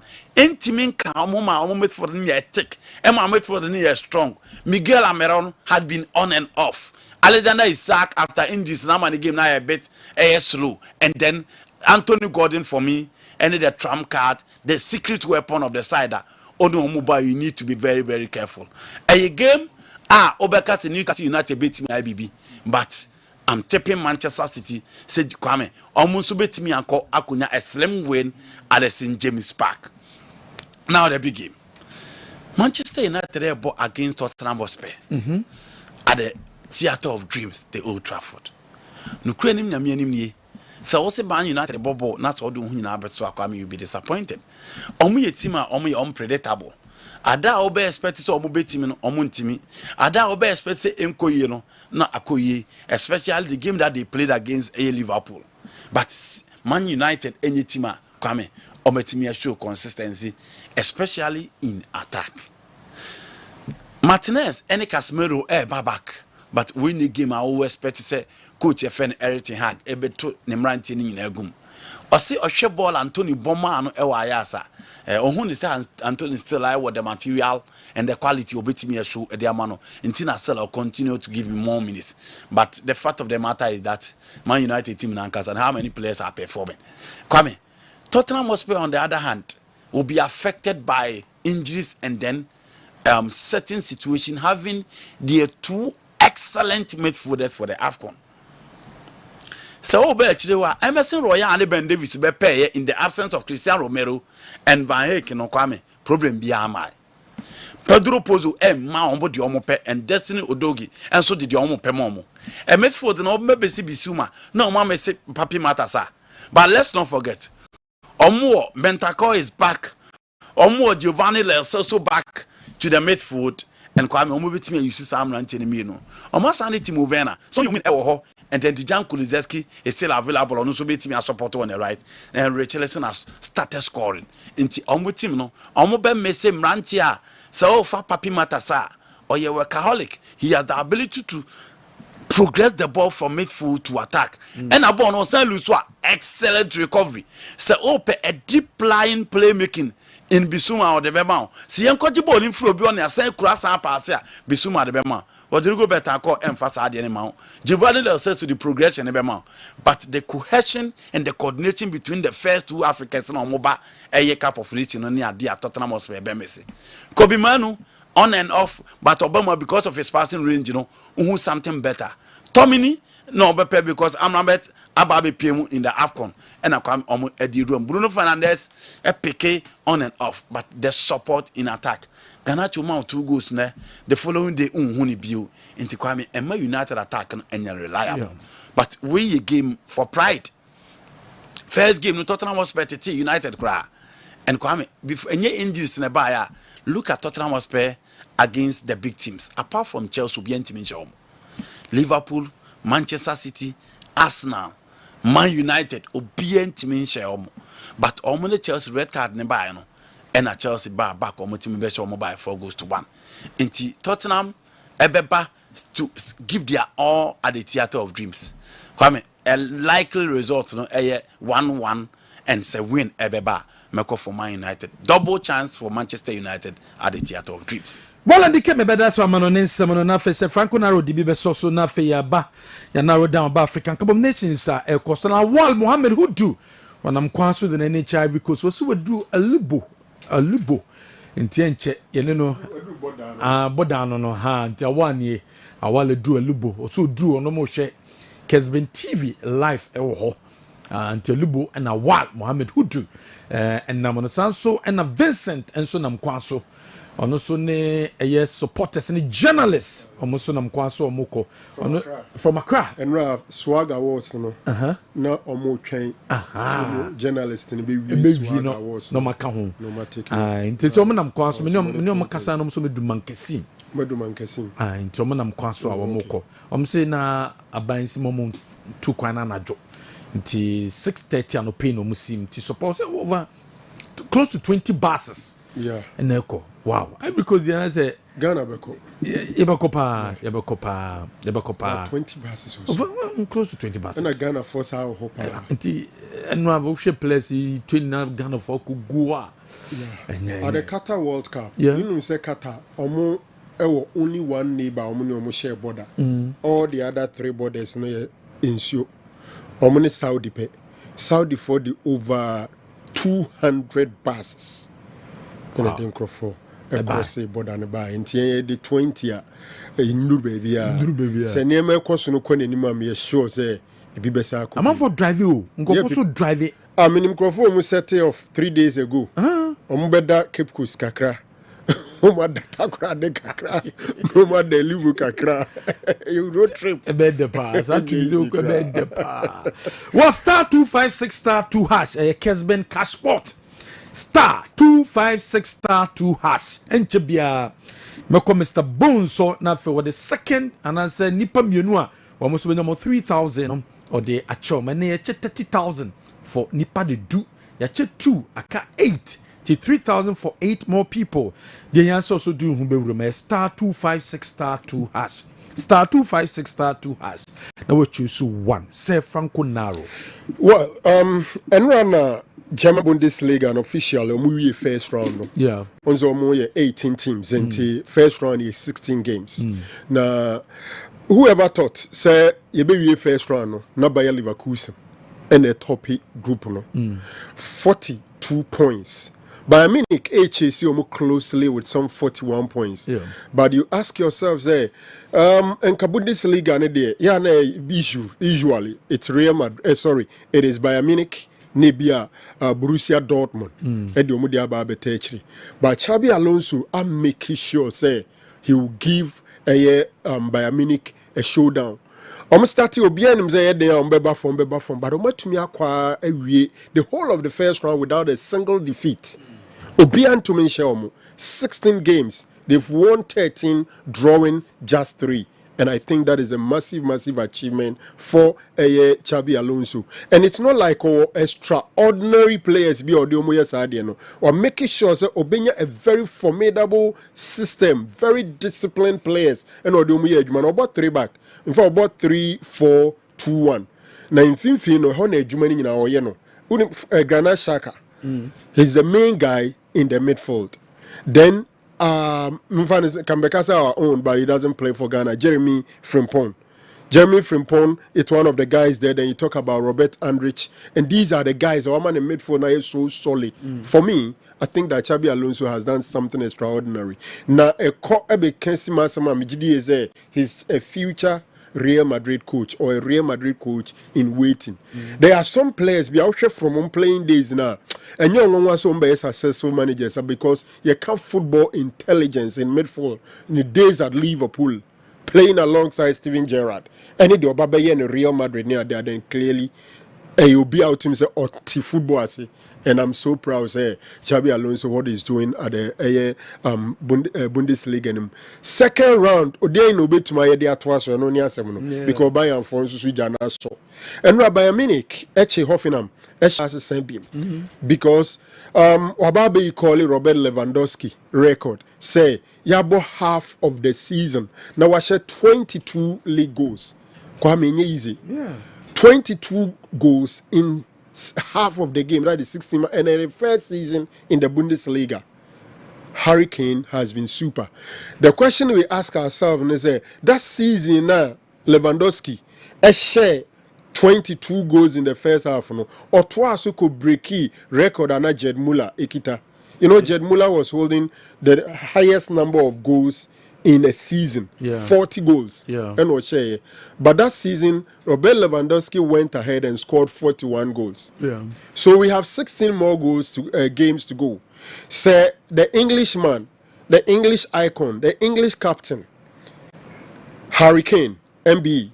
So betima twaso akoya asekyerɛ sɛ anaasɛ ɔbɛkɔ akɔgye record wɔ Germany sɛ ɔno na Germany football ba yɛ nyina one season wahyɛ goals so do pa in a season asekyerɛ sɛ ohia some 20 goals in 16 matches. He's done 22 in 16, so it is doable to do 20 in 16, and I'm sure it will be a record that Germans will not be happy with.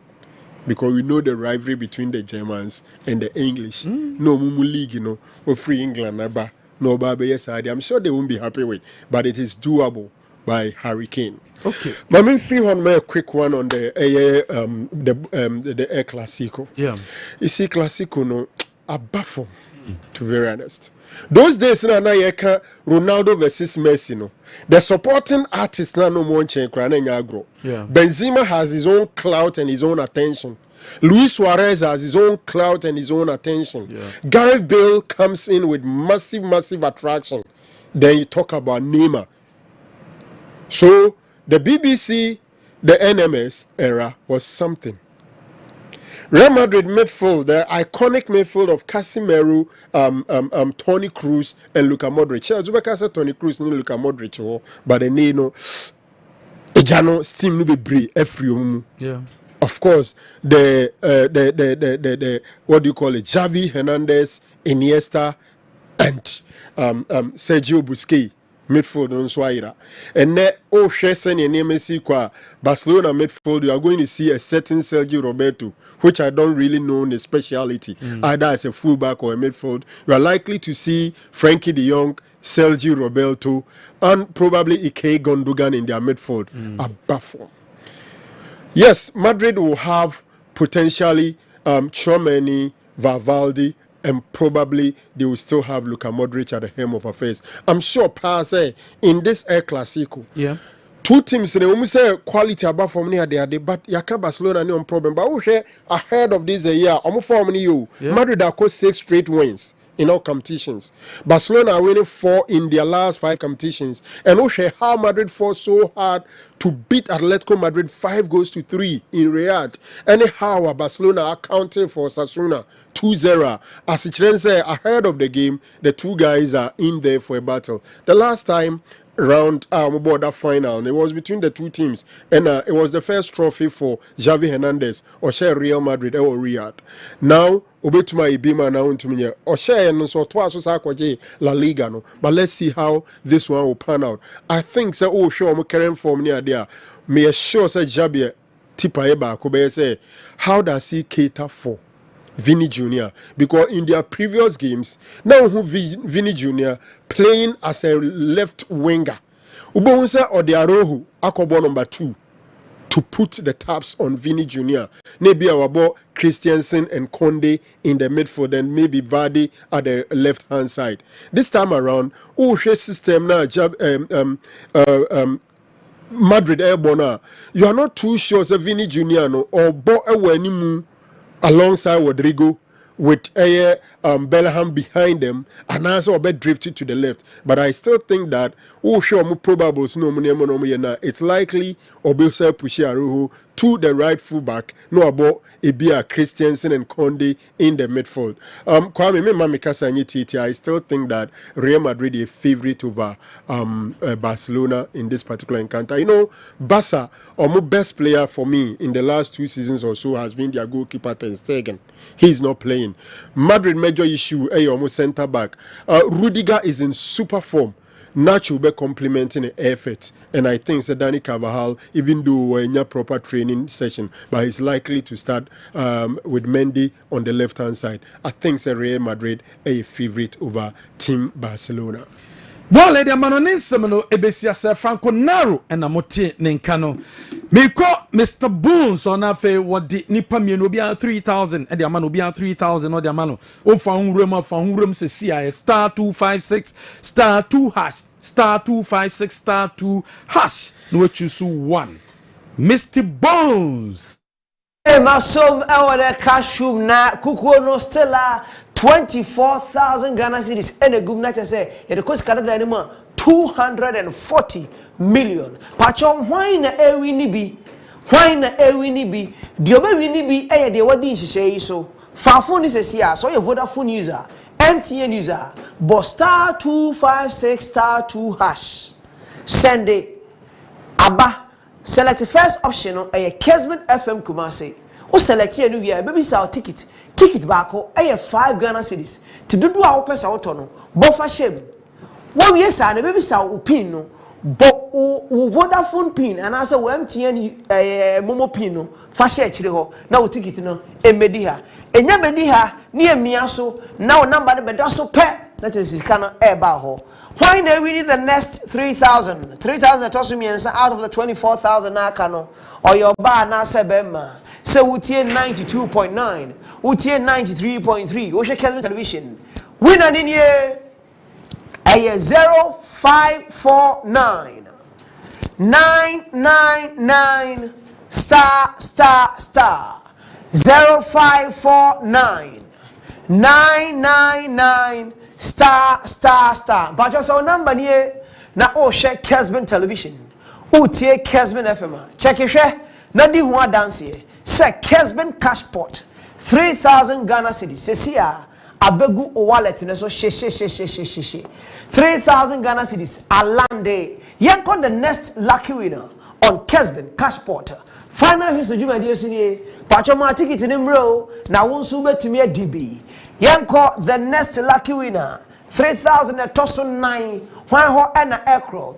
Eye 0240 945 star 0240 945 star. So number near mesewa check na di hu dance here.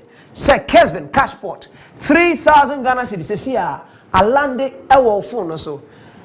Bravo se sia ya check 12,000 Ghana cedis. Enunti out of 30,000 that is aka 18,000. E da so okuko imu. Tibacho koso na di hihye ne so. Koso ma ticket ne mra. Na me wogidie se won so ubedi sika ni bi. Amanda ni jia ba ofie. Bravo Okay. Mr. Bones and a nipa mienu obi ansa ka 3,000 Ghana cedis. 6 more to go. Ni pensia obi abesa so nya 3,000. Fa hunrem na twa coupon o twa star 256 star 2 hash and found a network I was on titum o MTN na sanso Vodafone cash Vodafone obetime twa bi star 256 star 2 hash na for choose one what you see mama ni omo wini no ye no mo bedi nkomo na fe ye hu sedie esiti ono na se so se baba African Cup of Nations a baba koso ana se e hyase nem e wala Côte d'Ivoire and na opening ceremony no e baba so opening ceremony ne basu wie pe anwumre 8 p.m. Ivory Coast and Guinea Bissau ebebo eno kodanche ebo wi a china games eba Nigeria Super Eagles, woman Equatorial Guinea, Egypt and Mozambique. Now just Super Eagles Equatorial Guinea, but 2 p.m. You will penny share Egypt Mozambique 5 p.m. You will penny share the Black Stars of Ghana 8 p.m. We a weekend games I will do a babaso. Nutelate be ready na fe if say Ghana your group no you share your group beto January preview a group no teams amamaya omuo nyina no we preview ni nyina waye Mozambique waye Cape Verde sese ne obeye Egypt e de amaye na fe waba na hwe Black Stars of Ghana akensia eno e ba be koso no Melo games ne koso other local stories wo ha Justice Blay latest wo ha ye de be mawo enne na Kumasi Asante Koroko momo ebe wie Emmanuel Cote Emmanuel Kote usina kadema insu atremai wo mewie ye de ho nsema wodo enso bebremu e wo dwumedie so abrante fe ne Safiu we wie ne medicals we sign contract e de makotoko they said we be kotoko player second round ne chance a wono ne mukwala omo be giregire ni mo aboa amakotoko ne ada transfer news awodo e wo de bebremu sabredie se bibia totomu a ye beko Newton no na fe wo wrem e wo Egypt e de amaye Newton Lati why kradwa the pharaohs of Egypt say ena yehu omo Group B ena obehu the pharaohs Egypt alongside Ghana, Mozambique, and of course ubenya Cape Verde ho na Oheneba said odi ka de two dwa no ya bobo mo ho enkomo this week abobo so group B very very tough because we catch us say Hong Kong our 11 of the trophies are available and you can Egypt national team no dia you to me call our Brian can on my eye friend Egypt they've representing Africa for a very very long time since 1934 the second edition of the World Cup now the Pharaohs represent a whole crowd here na countries now talking about the Egyptian economy, it's one of the most booming economies on the African continent and yet 2024 we end up rise at some point now share more GDP the growth back in 2021 now more 3.25 but it's been estimated set by 2028 more 5.29 GDP it means at this point now you can elite of the elite countries are developed by oil infrastructure. Every time Biano, you can a sporting angle of the economy now. Over Egypt and at this point, you can't sport it. Now you're home over the Pharaohs. Pharaohs are just 7 times. They can't have Kona Yedi Hunkomoya. We are very resilient. I'm a battlefield, and so we are very aggressive, well organized. And the most defining moment of the Egyptian national team happened between 2006 to 2010 when Hassan Shiata elidi omo coach odomoba Rui Vittorio Pino Portuguese and Omakofano oba be adwuma de amomo a former player so onim African continent no so yepa ono na hwe Egypt national team na Alimo Ismailimo Petro these are all countries and as a clubs so mutimi bora Europe cover top coaches adeba and that you can't national team there okofa coach about top notch. Yes, Hassan Ahmed Hassan or a most capped player on 184 games and at some point a man for crowd almost say about international football there Sergio Ramos everything beating the records of 184 games but say I can say Obian Honma share the famous just essay Ahmed Hassan on a Samuel Nkum tassel our Hassan he's always been coming and a bar now on a church Homano Edema Egypt national team Ahmed Hassan on 184 caps as the most capped player for Egypt. You can be watch goals Kasedia and you Mo Salah.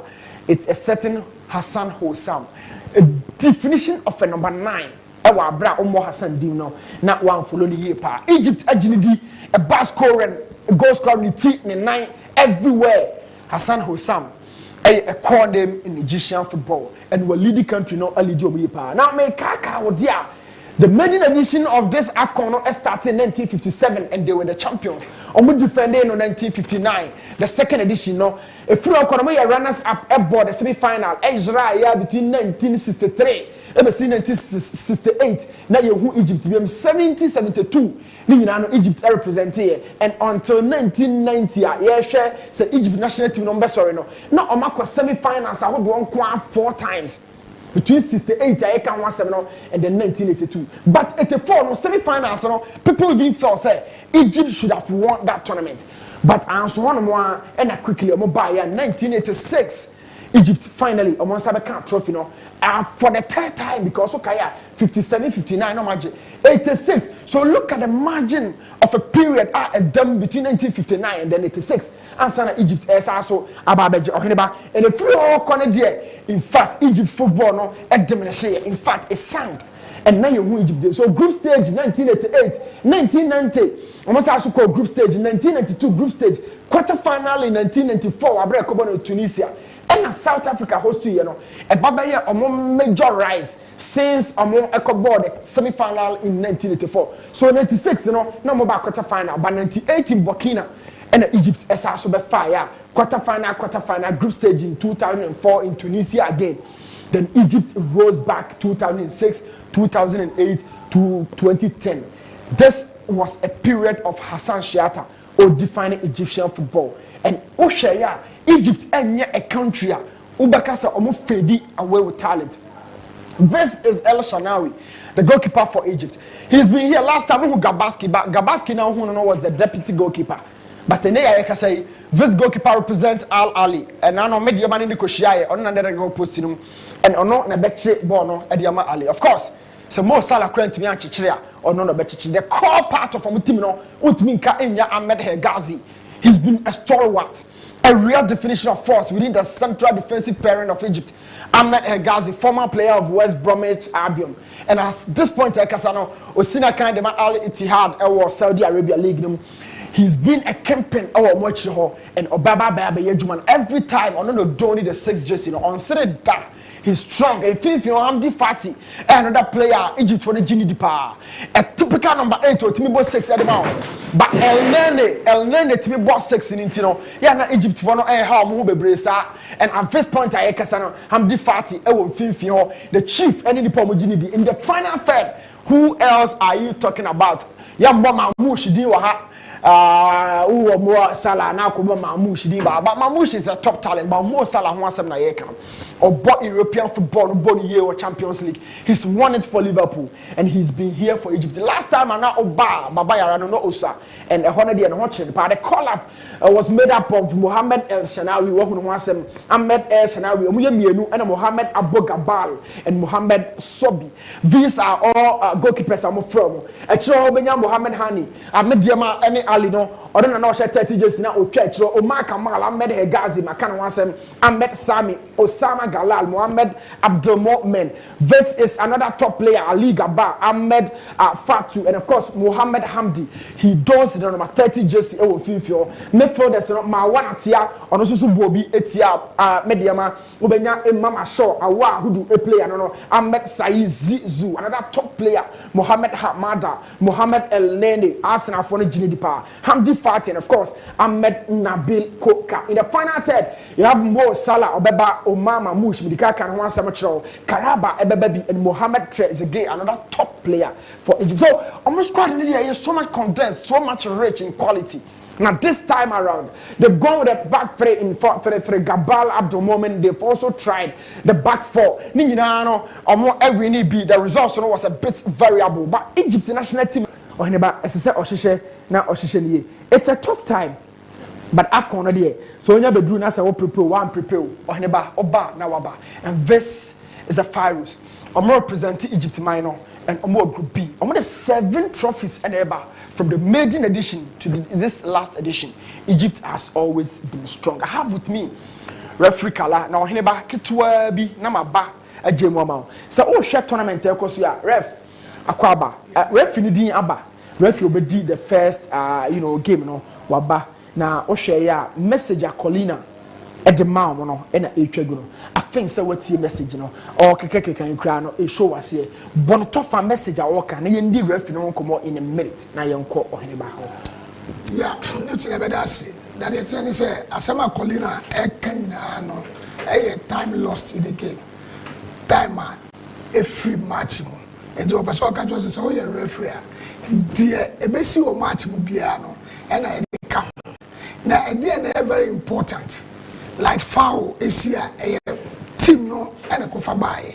A throwing a team the kofabaye because we said this.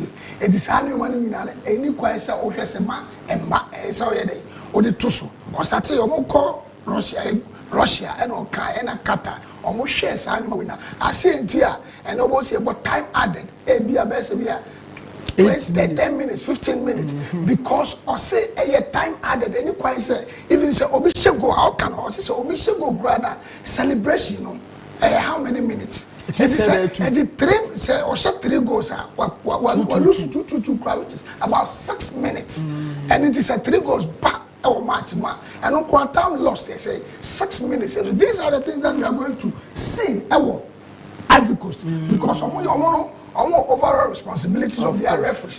And it ain't to be myself on say Sanuma way. So those were the advisor or the man World Cup referees. No, now thank God say U17 referee know the first match.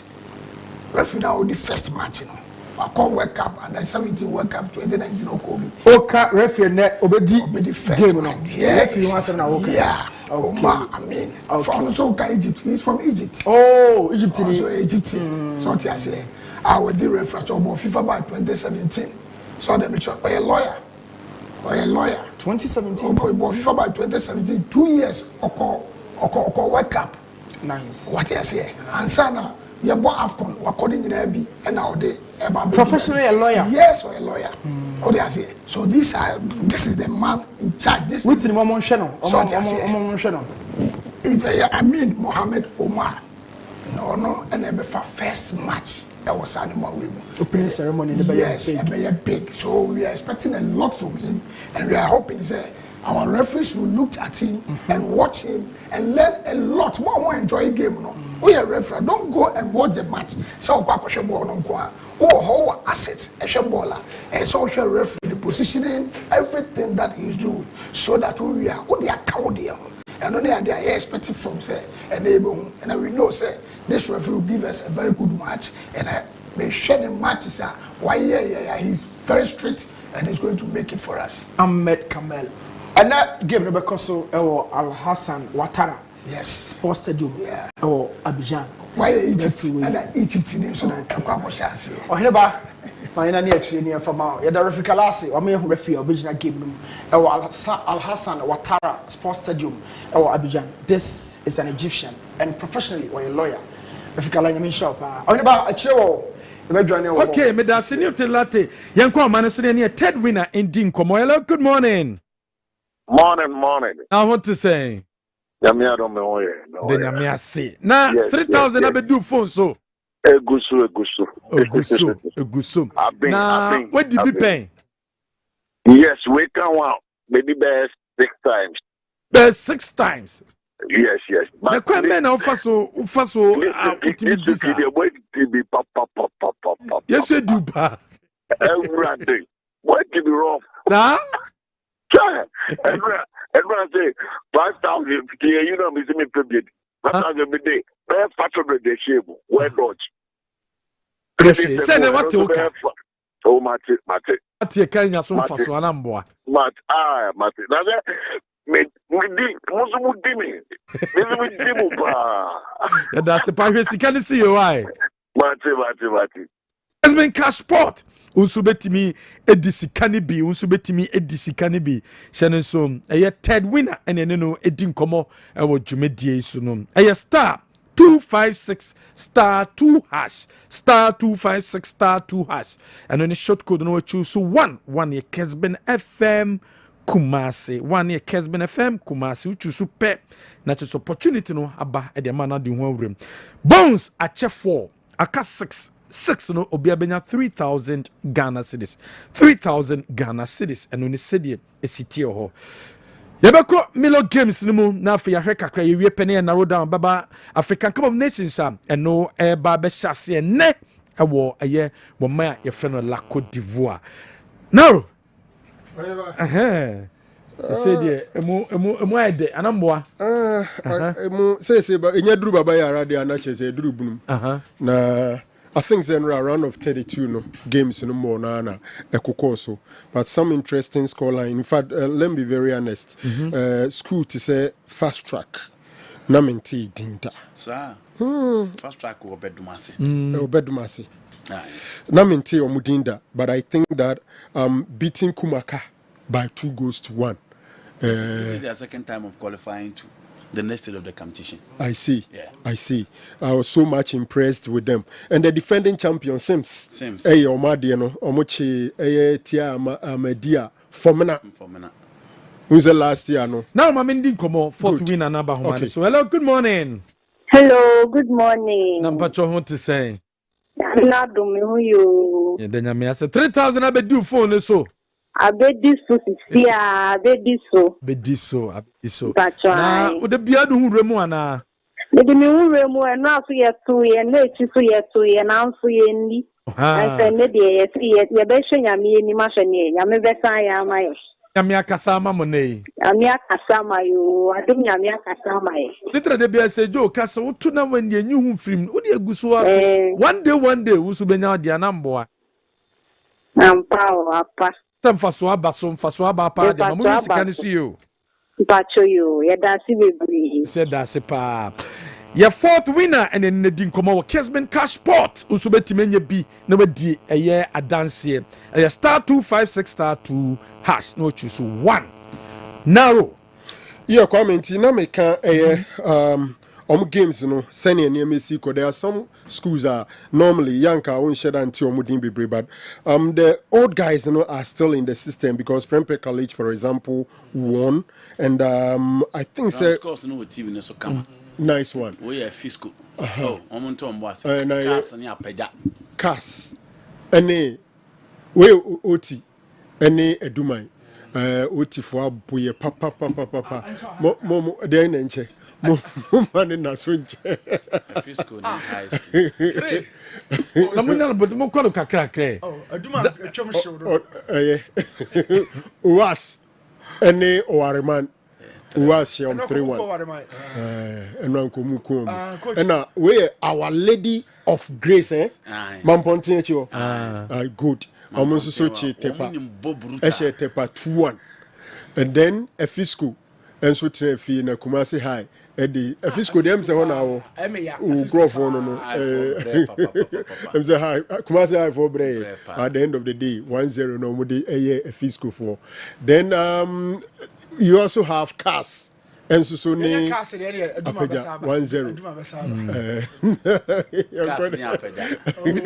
with the man back that was why with me go you for one kawi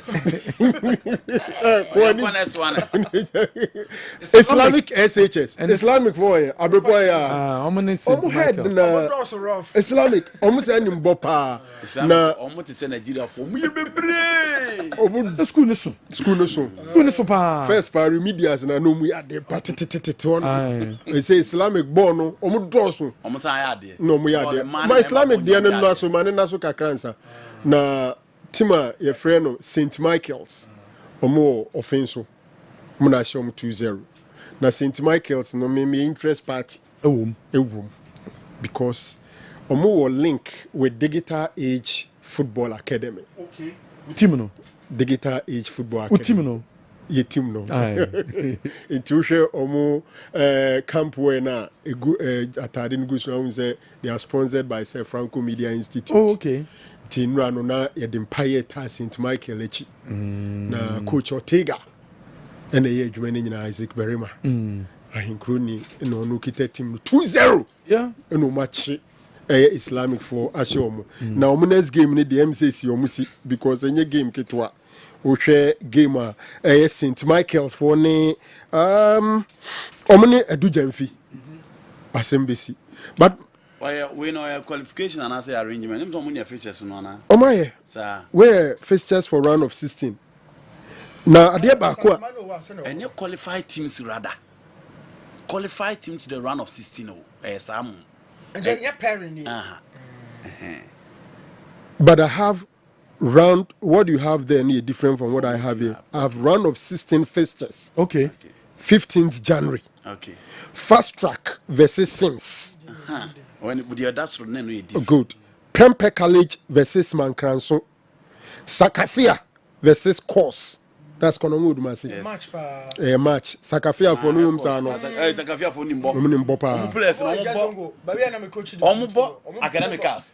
Omuna bo academicals. Omuna ye first. E was azone in e division 2. Sakafia ni we match na match. Yes. Match e be so ya asem. Asantemai versus Real Amas. Wow. Asantemai Tiamas. Wow. And also ya asem because it may be by him say na fi ka case ni kure court ni sans nsem and also nsem wo ho Asantemai versus Real Amas. Now Our Lady of Grace versus Kumasi High, another match. Olak for no. Olak. Ombesha High School. Okay. Cass versus Ose Tutu. And St Michael's versus Edu Jemfi. Owas where Opokuwari. Now, me so kakra bi mamina enko ho mane say na Awal Mohammed Wutu come from Libo. Awal, good morning net say. Good morning, Michi. Josupa. Na akwento net say from Kumasi to Alubo boy mu kakra. Oh, smooth kakra. Eno me beda o takwadi e wo my former colleague na me ena it hot to do to say hey check him both Ghana immigration and the Ivory Coast immigration to say I have order you do them but me wa me ti ena me Nigeria for support but mo bo si pa mo bo chinku ti no we man for am okay, inte say the whole Libo border wa. Yeah, my train I mean every position of the border it is my train lubu. They say the whole Ivory Coast. Yes. Now one man only on pictures here you show TV so. Yeah, Mr. Wadie, the superintendent of immigration, Mr. Wadie no. Na midru no oni MD, any Maxwell Munina, Michi, Omunina, Kessben fans, Munina, Omo fashion in Yagro. Midru ya musie, the job bana abedu, ubia ya tia near 3-3. Ujamo to say ubia any kasa. But no Ivory Coast border no bibi Chess Africa Cup ne be koso Ivory Coast Ivory Coast yeah amam so abotemku ohe Ivorians na nkasa no bia jiji ena maba be to Ghana supporters kakra amonso mo wurema omo ko wuremu e wa Ivory Coast ena me ni wo kasa ifisia na Nigeria for so aba bibi what are they ayema amam abotemku a etira o se bibi koso e wa Ivory Coast ene competition no the Africa Cup of Nations is for edition e sha tie na ni say Nigeria for more Ghana no na air far akwa Ivory Coast na Debi omo Nigeria for omo ba Accra nti Accra ena omo SCC bus eye be 4 and 5 okay indication about Accra e bi no be kind for Accra but ye be 2 bi so e wa ha we Nigeria for omo be do Accra so Accra no ena omo border SCC bus omo di ko dem e wa Ivory Coast uni mi se omo otina na omo bo ko pe e be yin so omo supporters ne duru on tem se de be ya omo betima kwa ko egin no I know otina wabra omo ne Equatorial Guinea e ba be bo mo point na say no ujidi say udu border ho wunya problem bia e boko smooth na yeah thing in say indications are sports ministry dia ba no o Ghana card o passport o yellow fever vaccination passport or ticket na access any meningitis no o ho na o kira no no but se unwura Cote d'Ivoire da ubetia 10,000 sifa unwura Cote d'Ivoire da ubetia 10,000 sifa do Ivory Coast no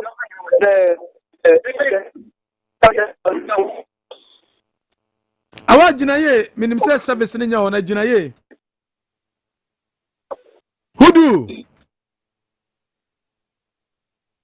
Hudu oh Hudu edru Ivory Coast border na oboy nkomo no na obo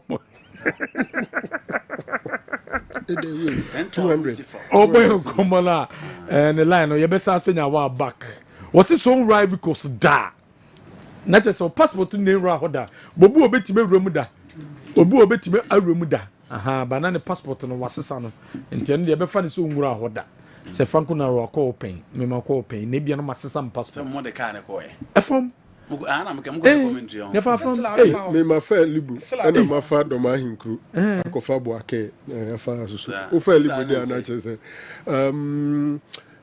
ba ko me ne kotoko ne koye the game involving ASEC ASEC yeah there be a domano ye 209 Chan tournament don't host na Ghana e base in Boake nti na hu hia se be fa ha na ekofa doma hinkru nti free ho ne ba ya Mosukru ansa ne ba Abujan abebo final no na it was interesting ubesenya hudu back on and hudu line dum say we arrive ko sinti and no sisika bi o say 10,000 safer and no but 10,000 I say 200 Ghana cedis ezo bia betimi anko oh it is Ghana sike o suru safi 10,000 and no kan unko Ivory Coast da na wako pendia uni yellow fever card and meningitis and no it was because meningitis on Bema. I think we celebrate spinal meningitis. Oh, okay. Every year me by pa near bo panelo abeti. Ibu ebo nipa bebre na ho soa. Na ho soa pa. Yeah. Bia be hu na abun se ne ho soa bia no bia tete no na no mo ye. Ghana for around 93 there about. Was in Nigeria for no free Nigeria and so back. Accra. No ma ba since so mo so ko. Na mo de se baby o mo ko. Was in Ghana for mo Nigeria. Nigeria for basic Ghana. Debbie, was in Nigeria for Ghana, Accra, and right with STC, no mafa, and no modeko. I see. Because of a channel game against Equatorial Guinea. Ombeko. But seriously, who share the Kosovo, the euphoria in Cote d'Ivoire, no, it looks so good. I say a fan. Until Nandi can say, I overshadow. There's an AFCON European Games in Kosovo. So Becca say, I overshadow the European Games, you know, and I know a lot of people watch it. Among Ima me test bi o si dede ye nyina so na nkrofo feeling no corona akom honum Tony he said Jordan ni dede no but Zevango Ghana won't feel it dede in the last game at the Baba Sports Stadium we was all over the place it's just that football there so results now nkoyia you expect people to explain their displeasure o bado hwe nkomudie e wo radio so ne ade a abedi man ye nyi omu mfrim national team no and especially around this time and they crowd fans no you started na results anko no gire waste minutes ni ade okay say baba yara who na call Jordan so no na people feel so otuado yini free mu awie de obeye and como Ghana for supporters and journalists almost na for mo ko Vincent Doku mama kwa ba mogide so ho ya no pay pesa mi kinyame adom ya ho ya pa okay na mosumane for maduru fa na supporters no dodo say na moko journalists so say at the same time na musim boy nkomo kakre awa meza miti mayama yeti kunyina kwa ba na ye nyina ye tournament da ye na ene anopa ebo 3:30 no yeshia ye wa Sports Stadium endra enyumre onem say endra na Swagger Awards no e course 1994 Swagger Awards no eba so no ena dia a obetini ege mo na yetime akwintiri na yenkopi mu e Swagger Awards no asnapi yenfa support no enkotai eye Swagger Awards no echi na yewie ye beye 11:31 no ena ye nyina ye sanzi ni echi mu e wa transport no na ye ya jense anadwuna nanka yetu the Sports Stadium and Minister of Youth and Sports Daddy Adia Alfano then name him say Accra to Takari Road no na eso hu kakra akron one de no na attack no edoso you know enya dia obetumi amaye etu na omudi fie nim say escort a omobedi enim na afens no omefi en edi akono omudi ye kwakosi elibo na afri ometumi as omo echi na omo driving escort no so no omo so edit minister ni nim say ade asa na afis no omo bre eno enti no enya ade a omo betumi edi afis no omo hia rest kaka ade achi a na afis no omo tumi di akọ na ye nyina ye di tumo ade achi ye 6:30 anope na ye nyina ye take off from Accra Sports Stadium ye di ni esi aye ekwan so no ye captain on ya try aye tackle there na say na supporters any journalists are yet to edit Ghana no aye di ni echimo ewo aye la Cote d'Ivoire this year ye do aye ya try tackle there ye nam kwan so a ye ko afunje mo na sabre embassies say na me dey call supporters no dos one na journalists no so to say well, so far, and now the buses are in 2 years at the Accra Sports Stadium. No, 9 buses and every aircraft sport stadium in Central for and I feel supported and I feel Occupy specialists for no to be Coundia. There's someone so Epacotai the Black Stars of Ghana AT&T so far. Within any Femudia, buses 2 years and I pay from a crowd sport stadium. No, I buy 9 buses. 2 years every across sport. Now, the nations, no. Ebi esan so ewo air transport to the maintaining for air arrangement. Now, from my stand so up a base at the amount so almost to get me. Oh, okay. I want to trim what they now or say Udrua Uncle Ivory Coast that yeah 10,000 safer at the Bagana Sikemwa 200 Ghana. I was so Timinya a yellow book. I hope so. Be prepared. What dear? Well, we'll be prepared na Ministry of Youth and Sports. Before say we any trip, no. I was say a COVID card, yellow fever, and I to passport. The be ready and sana with me a journey trip. No, it will be a prepare no one. Sanya many no. I will be a one ye de aircon. Okay. Many of the beja kwai na fe later on the din komobium. Okwa say. Well, Mr. Mickey, expectation is really na the airstrip Ghana for you now, some more fine pieball and Taichi. And putting force a chiane in Buye. We hope that over the pieball Taichi and pieball to me, I didn't now. Some more fine pieball Taichi now or my Ghana, yes, me into okay. Vincent Doku and Sonam Kwanso Dreni at Ivory Coast for Africa Cup of Nations. Mr. Bonsom Nafe, what did you tosso a year?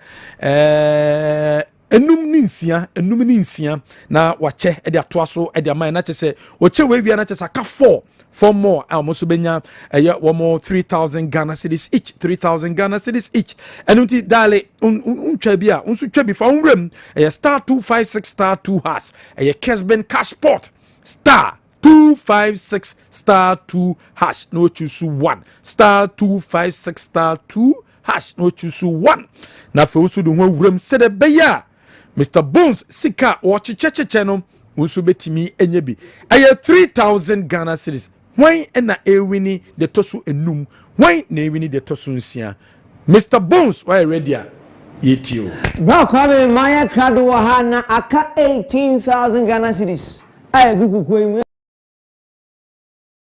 ankasa na why na ewini the tosu num ni the tosu nsia no ewo Kessben cash pot and day say wutie 92.9 wutie Kessben 93.3 Ghana fana bia wo bia no obia tumi wini fa ho jim na wonso ubetimi awini bi fa ho jim na wonso ubetimi awini bi why na ewinie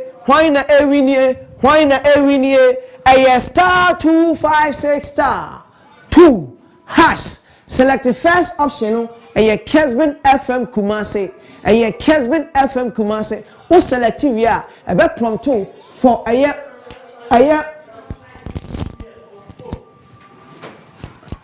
o select we a mpacho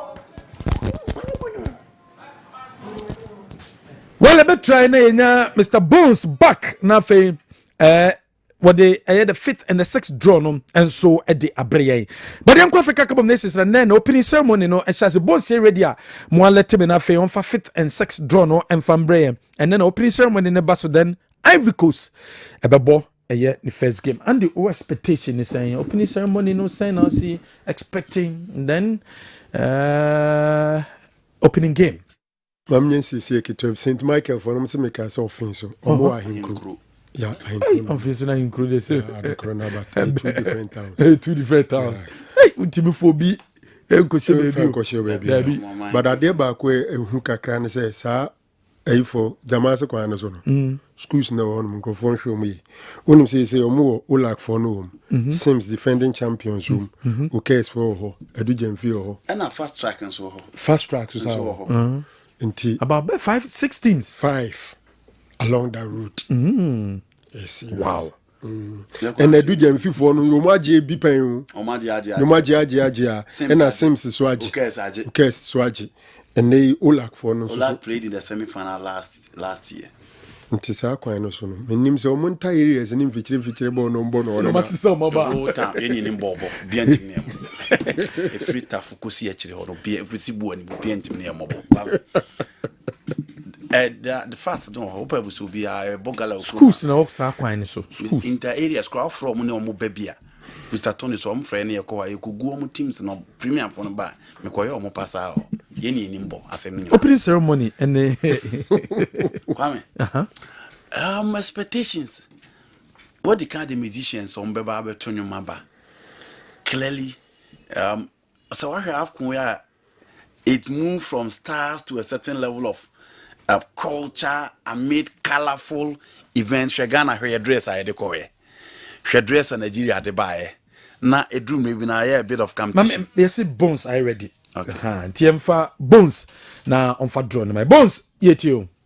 Alright, welcome back so well the classroom. Now yen corner the feet and the seas winners no yen for moon to draw a star 256 star 2 hash. Select the first option no Kessben FM Kumasi say we 92.9 93.3 or share Kessben television. Or select we pay a bet from 2 for ticket back where 5 Ghana cedis. But do a person out on fashion na from 2 for pin now but for actually we a Vodafone user MTN user found Jim no beer to me really. Yan call the feet lucky winner. 3,000 one aircon and chain.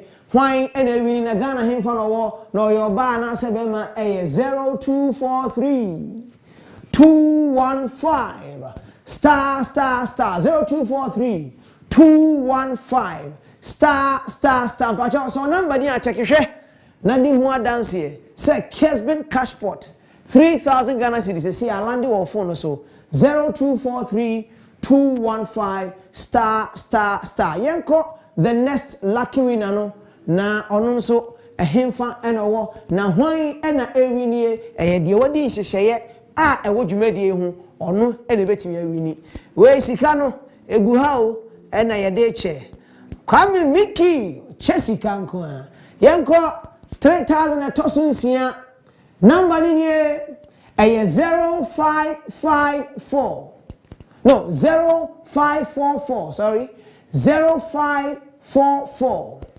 219 star 0544 219 star so number nia me say wa check your phone so say check it share na di ho dance here say Kessben cashpot 3,000 Ghana cedis say abegu o phone so na we kwa na say aka 9 still asika na tem 12,000 na aka wa ha yegusu a yebeche ene ye pon 12 timisire wa ma ticket ni mrantem na so what me win bi na ni gia ba fie weekend bra kwa me na che say aka 12,000 ha still a yebekoso ne ache 18,000 ko enya sem ketwa Kessben cashpot chichena kesi mu nko a. Well, Mr. Bones, you best also kono biom na fe wasa so ache. Ye to so Andy, ye Africa Cup of Nations no ye Africa na ye chesika so di wrem. Etio exhibition of culture any idea very interesting is a Ghanaian title composed by Nigerian and it's featuring composed hello, good morning. Good morning, sir. I want to say I'm not doing a much. Bako, yes, you are here. 3,000 abedi phone so. That's one. Number now what did you pay? Did you pay my family at what is 30,000 there? Oh, sir.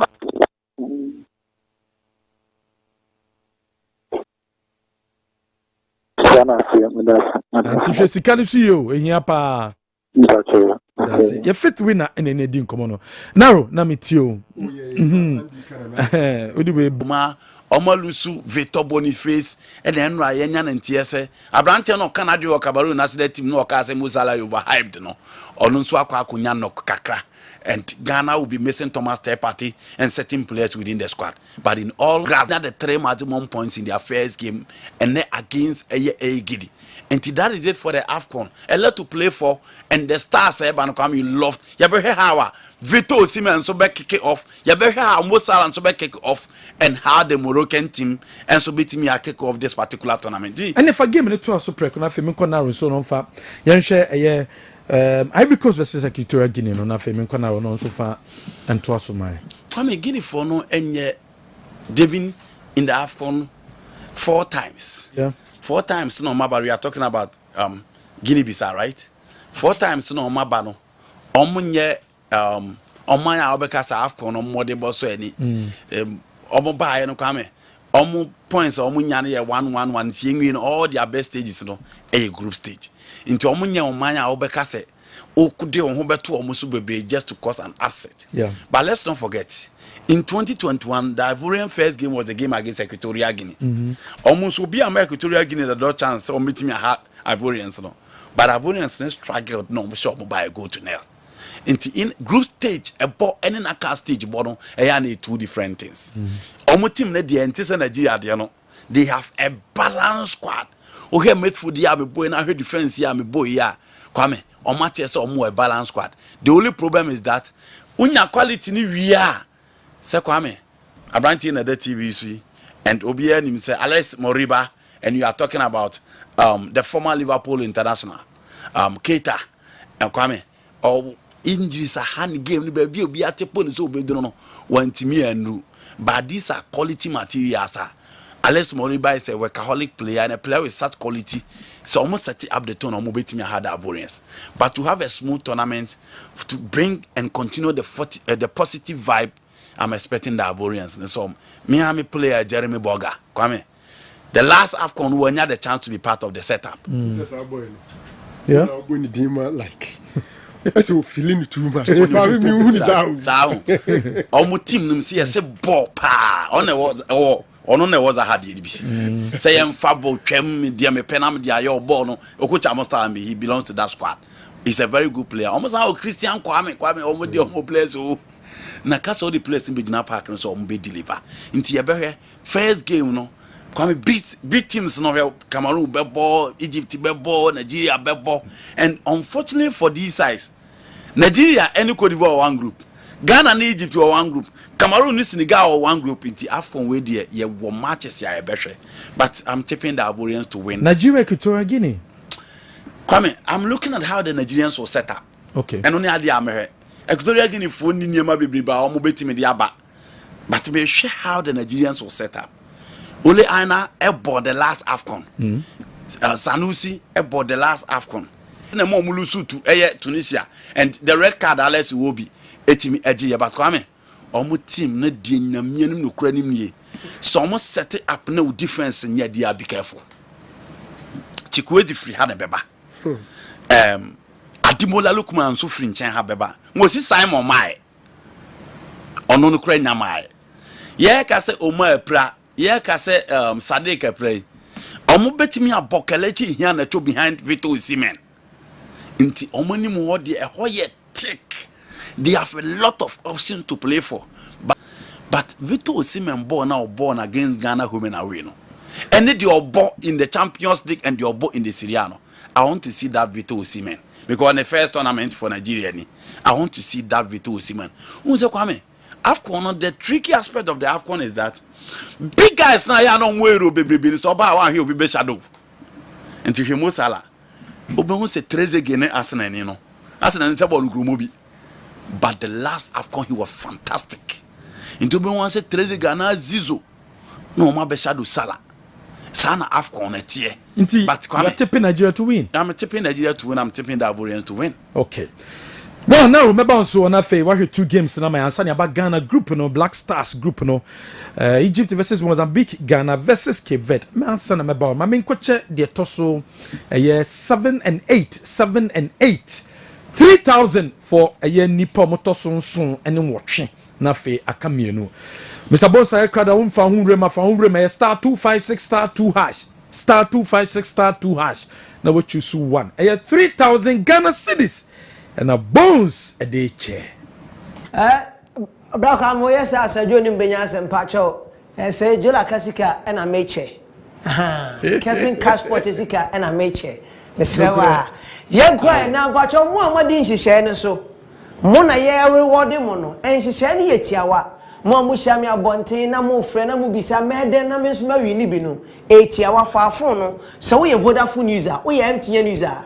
Di machi na menchi a wo kwan no. Star 256 star 2 hash. Send it. Remember options no select the first option no Kessben FM Kumasi. Oh yeah baby say ticket back could be 5 Ghana cedis into do our person auto no boshe musa be prompt you for pin no ubo pin ni di akire pe ubenya message no na message no so ebia ba ha na say ticket na ba be di ha wo so betu ya wini why na wini 3000 etoso na hemfa no wo oyoba anase bema emba ni di na mema no so di the next lucky winner Kessben Passport number in here 0245 075 star 0245 075 star so number near now we share Kessben television now tie Kessben FM so wa check hwe na di hu dance here say Kessben Passport say see 3000 Ghana cedis alande ewo o phone no so 3000 no abedu yen call the next lucky winner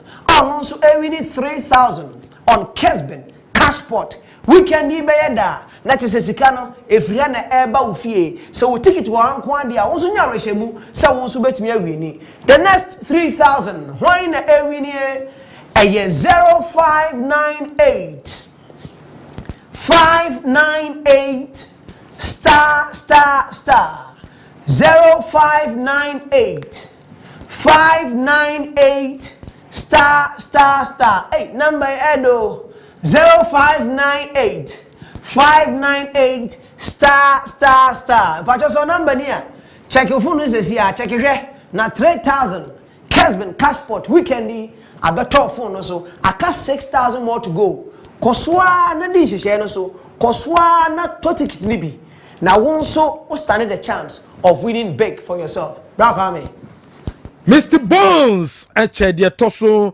7th and 8th. They say I count 9th and 10th. Now for you, said the city, and so 2 for more. I got 2 more to go, 6,000 more. Say the Bones, kind 6,000 more to go. Into Shannon so na fa hunrembi star 256 star 2 hash star 256 star 2 hash Kessben Passport star 256 star 2 hash no choose one Kessben FM Kumasi se Franco Naro meba hona fe ya hwe opening ceremony no Ivory Coast na Equatorial Guinea yenka mema kakra bi na fe yembra Egypt versus Mozambique and then Ghana versus Kessben no yembra so tentam ha Kessben 93.3 we share live for Kessben television so Facebook Kessben TV YouTube Kessben television and cry 92.9 now Kwame I'm say Ushema Andy, I hear a lot about the AFCON and Bibia pointed to the fact that we are expecting a very good AFCON. Yeah. Nigeria team na yekaze a more unbalanced team no. I think that on a normal day Nigeria can produce a very formidable defensive system. A be a goalkeeping and a very major issue because Trustecon is still over there. Kenneth Omaru has so much experience, is still over there. Ola Ainan is still over there. So defense no cry no and yet that bad. And midfield they can still give you a solid midfield. So I think the Nigeria team no that bad. The only thing is in recent times Nigeria some of lesser known clubs in another nations be to me we are bra or money and now so it's a tournament and I wish the euphoria around the tournament anyhow serious Nigeria I think that they are one team maybe over Kwaba. Kombra. My meme is 7th winner no ending. Hello, good morning. Hello, good morning. Yeah, get to move now, swear. Yamia do me so. 3,000 ababe drew. Alande. What did you pay? Hey, ukusudi esa. Yes, you do, eh? I'm a Shesikani see you. Shesikani see Now you. look at me, the 50 staff. So they say in a room. Oh, okay. Until Shesikani see you, pa why? Okay. Your seventh winner, no, Sir Franco Naro. Yeah, Kwame. So, clearly, Nigeria for me a favorite over Omaya a friend Equatoria and as Equatorial Guinea. Who share group on now? Kwame, maminya quick. Nigeria versus Equatorial Guinea, Ivory Coast versus Guinea-Bissau. Good. Yeah. Group A, on paper and everything, I think that Nigeria and Cote d'Ivoire will make it out of that group. Yeah. Yan country and Crofobim say 16 or say groups now a tournament. That is 6 groups now a one. Yeah. First, second be automatic qualification to the knockout phase. Yeah. That is the round of 16. Then Omo Mubedi third, out of 6 teams be third, Ombe top 4. Ade Omonso so Akoka 12 now. Omudi first and second, on 16 teams near the core round of 16. So what it means is you can even place third and still progress to the next stage of the competition. And only idea this AFCON the previous ones no year 24 no a bit easier. Kwame far a group B, Kessben, Egypt, Ghana, Mozambique. As I see here, my dream it's going to be Egypt and Ghana making it. Egypt, so far AFCON statistics are almost all the positive statistics. Egypt, most appearance, 25 times they've made it. I think after Egypt, the next team, our Cote d'Ivoire 24. Then the third most appearance is Omai Concon Ghana. In Tiasichirani, Egypt, the most trophies is Egypt. Most number of games at the AFCON is Egypt. Most number of goals scored at the AFCON is Egypt. And untina se ubi a prediction I know the Egypt account Crofobisa say ese Mo Salah Conton Cree and a man for you say Nintina and Crofoka Egypt no. But look, obi say enani obeba beba boni pa and Egypt player or bowo Egyptian league no. Don't think that on your big player. Omo the local guys ni bibeba, but very good players. So, majority local. And I'm making say local players no more no beba, but don't joke with it. Now the good thing is Oheneba the midfielders no Ali for be 2, 3 be and now understanding this animal. So Egypt are formidable. No, you're right. So 3 our midfielder, 2 our children, keeper no. 2 the keeper and 2 our children who are me and so children. I mean also start to what I say? All the players me and son net goalkeeper to number 5 no 3. Yes. Oba midfield about 2 me and son. Amen a short mo e wo hono mo. Hamdi mo ho, hamdi fa. Yes. Enti eno na ma omo advantage. Hwe Nigeria for ne de ma obi be rate Egypt ahead of Nigeria. Teamwork. Any discipline. An average Egyptian footballer very disciplined and they decide very fast. The average West African player born or bed down and control a PM no. Or no be born at the right time, a pass never call the right place. I'm a confess touch easy. I'm the recipient of the pass. Into one real more we fan say on you so flamboyant. But they will come to this tournament and play well. The Egyptians. Okay. Nigeria for the day, fortunes in ABBBB.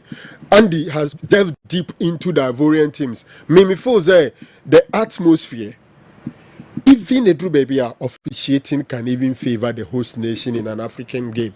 And Tiano Mama GM said that Ivorians will do it and do it well. Kwame, as time progress, it been your time. It sounds like China. Yentimi man Sanya Benti. Ghana squad na yen the boy first game against Kessben no. As I sit here, MZ it's still not certain who is going to be our number 1 goalkeeper. Oko Ghana game preko. Oh, kakrebi on it nanke refi. Say yen kan and now you better back to that one. That be a kwa no. Yanko Ghana ne. You see? No, seriously. Nimi who against Namibia no. My dream say much rustiness has taken the better part of Richie Dufuri.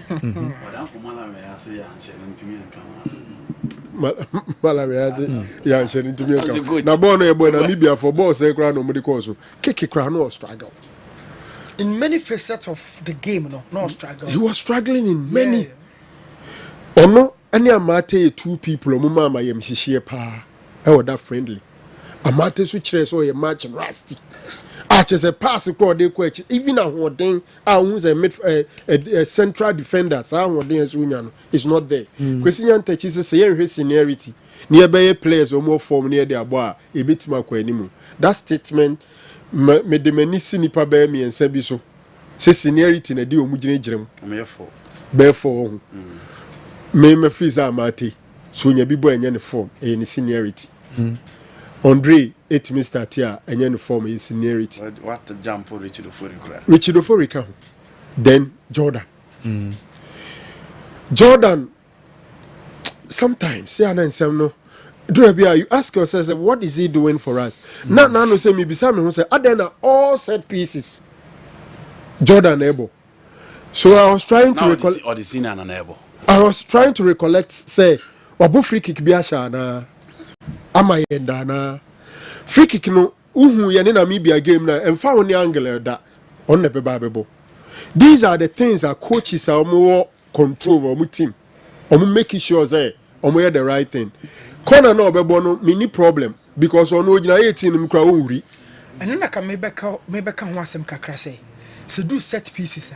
Yeah na rules the coaches na cheche according to how many players no. Yeah. Na Jordan over the defensive role say your ball omoko box no be gina chiri etefa so akon bi egu form Jordan wait man say Jordan and it na only do say do the place I role no two what did Jordan go inside or huri connect pa amada Debbie he doesn't connect it's even about Ruben at on set pieces this will be gina chiri hobi no boss him I'm about no woman say without question ya no obenya ono no boss dem na on fa no honka on defend na obi be bon yie dia connect obi no any so obeba abegina ho abasa no de na Adema ko na Druba ye Mourinho pa e defending corners. Yes. Say Lukaku, no no ye. Eba oyi Druba bam na Hazard apie. O tell say when Rooney no obo corners pa enti say Andre Jordan ebo corners a mini problem. But free kick na baby e de bia no aba abegina. And who team say they say box no no, the day is the best header of the ball in the Black Stars. And now no head ball be my crash came say Andre box now obey the ball of the ball me say I Jordan ko box no we the best header of the ball in our team. Yeah. And one way Obeka say bia only height. O share ogina Benedict Howardes and my time was in term ahead this share manual no ma kan crofo me ensan Benedict the SAS squad no 2014 omo de G World Cup o gina on Matamos in term two central defenders in term ahead tia ma no wa Andrew de there you but jump no good jump our power but Jordan the okọ box no mu a ono Jordan ba bi o be dodge kra just say unyana no koko unyana ye na ba from no shooting and now they be gina out say gina hamaye etefa so a no come agu from so and want me nyama this is what you could not born. But you see this tournament name hu no ba yara madwem say Andre anye kra last 30 minutes so when you playing time bona e ball no and this here you be say the ball na boy na here on best start say kuduza anya fita na there be kuduza anya fita 10 one in for manabo or the CC team unless you decide to go in for a 4-4-2 it said the other run for the a ball behind Inaki na and also I work it and I work it into come this is AFCON you have the top scorer of the AFCON again it is a competition na who top players on war form in Europe or mo ball team member it is a competition na who players are when they enter into the competition they show up because of their history Cameroon for the opponent to was ya pa kwame apart from omu team now in Bowman and Samuel Eto'o no dey show omu teams exceptional team by but experience and winter so ultimate show omu no ma babebo Nigeria Ghana Cote d'Ivoire will come with flamboyance or Cote d'Ivoire players Nigeria players but when you dem omu ko Cameroon Senegal players, sometimes you need those players who are determined, players who have that character to show. Every tournament, is you baby ya. Intina Eduardo Vargas, Uncle Europe ball who saw ya DHOP. Could them occupy American or the Andre tournament in but I feel Sir Franco sorry. Sir Andre started game no on to me 50 minutes in my head. Yeah, I'll not go. I'll not go for start. I'll not go for he starting. Forced to change Because also status are person obe managing a holding.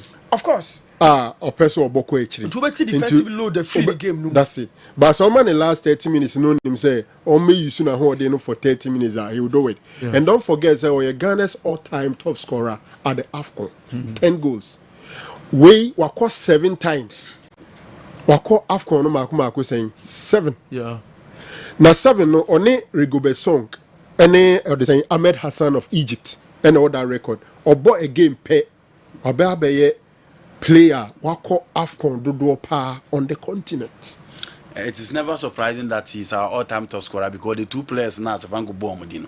Rigobert Song was the best player for the 2002 AFCON, and Ahmed Hassan the only player in recent times I did the best player of the AFCON twice. Hassan was cap player for Egypt. Yes. Okay. Oh, wow. So a legend Rigobert Song, a legend Ahmed Hassan, and Andre, any almost share so Marco AFCON no drop 7-7.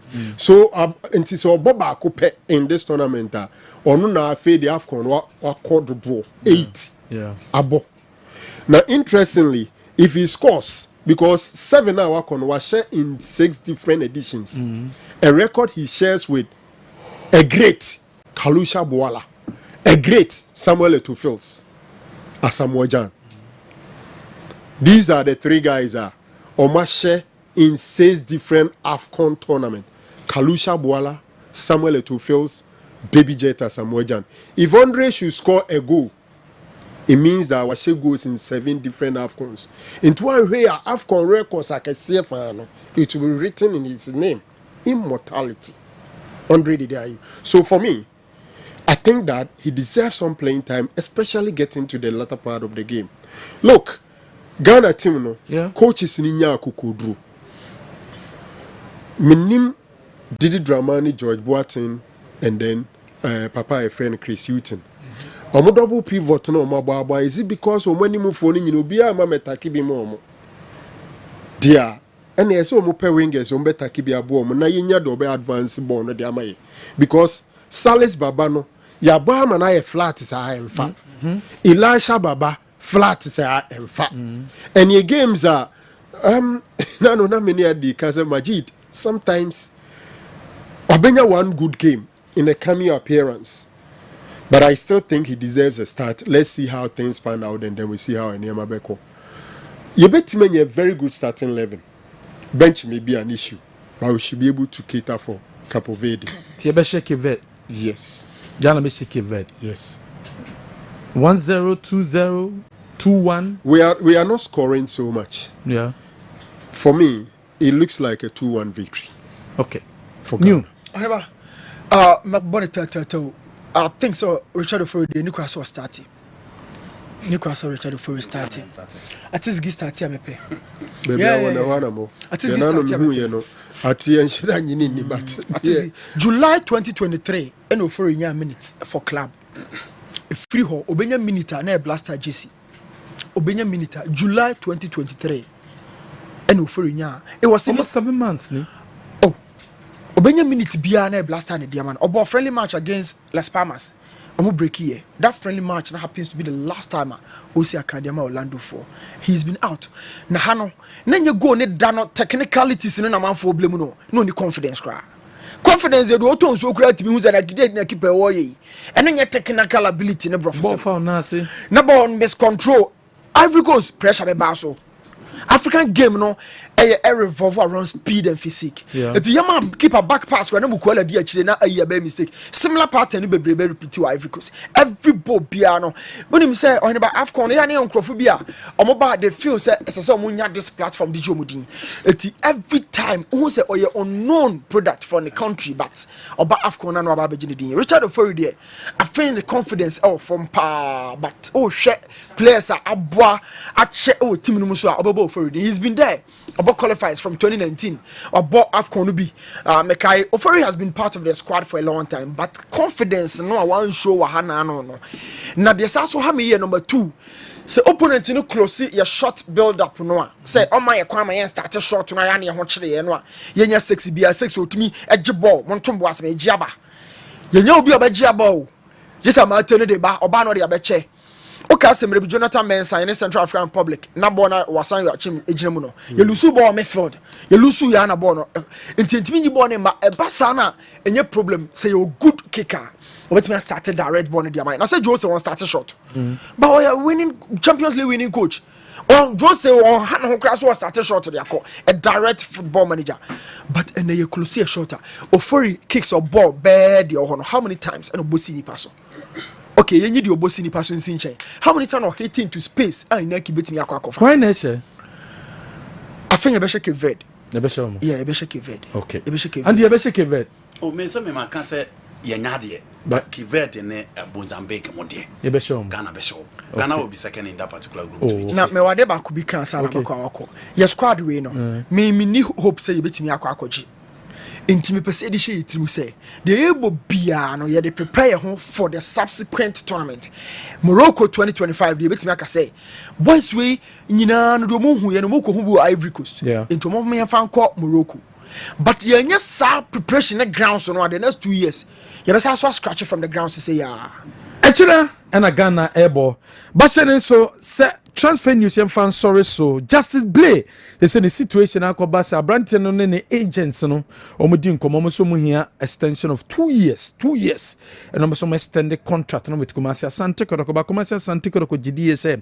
Also mo man 1 year contract extension. And no na sisi ama contract extension no as tall because say no almost 1 year on so pay 2 years 14th and the contract no ewu with Kumasi Asante Kodoko Safiu Kodoko assign no for 3 years and obabisi akan e de amakotoko and then Kodoko be conclude Emmanuel Korte no so abisi akan yes right back no so aba abisi akan e de ama club now we will be one emphasis so na fe sorry so okay so me catch was Richmond Ayi yeah Kusia has from paying for chere omanya request from Olympics so omopen nti oni Olympics ko negotiate no monton no fam Olympics Abrantia no so chere onye ready to move to Olympics has na no person obo aka na contract 2.5 years nti omo de letter ne man so onko no dwene ho no on bra back so assistance no has for Richmond Ayi is still hanging there. Okay. Well, I've been in to adwumadi ni so biom ye de besia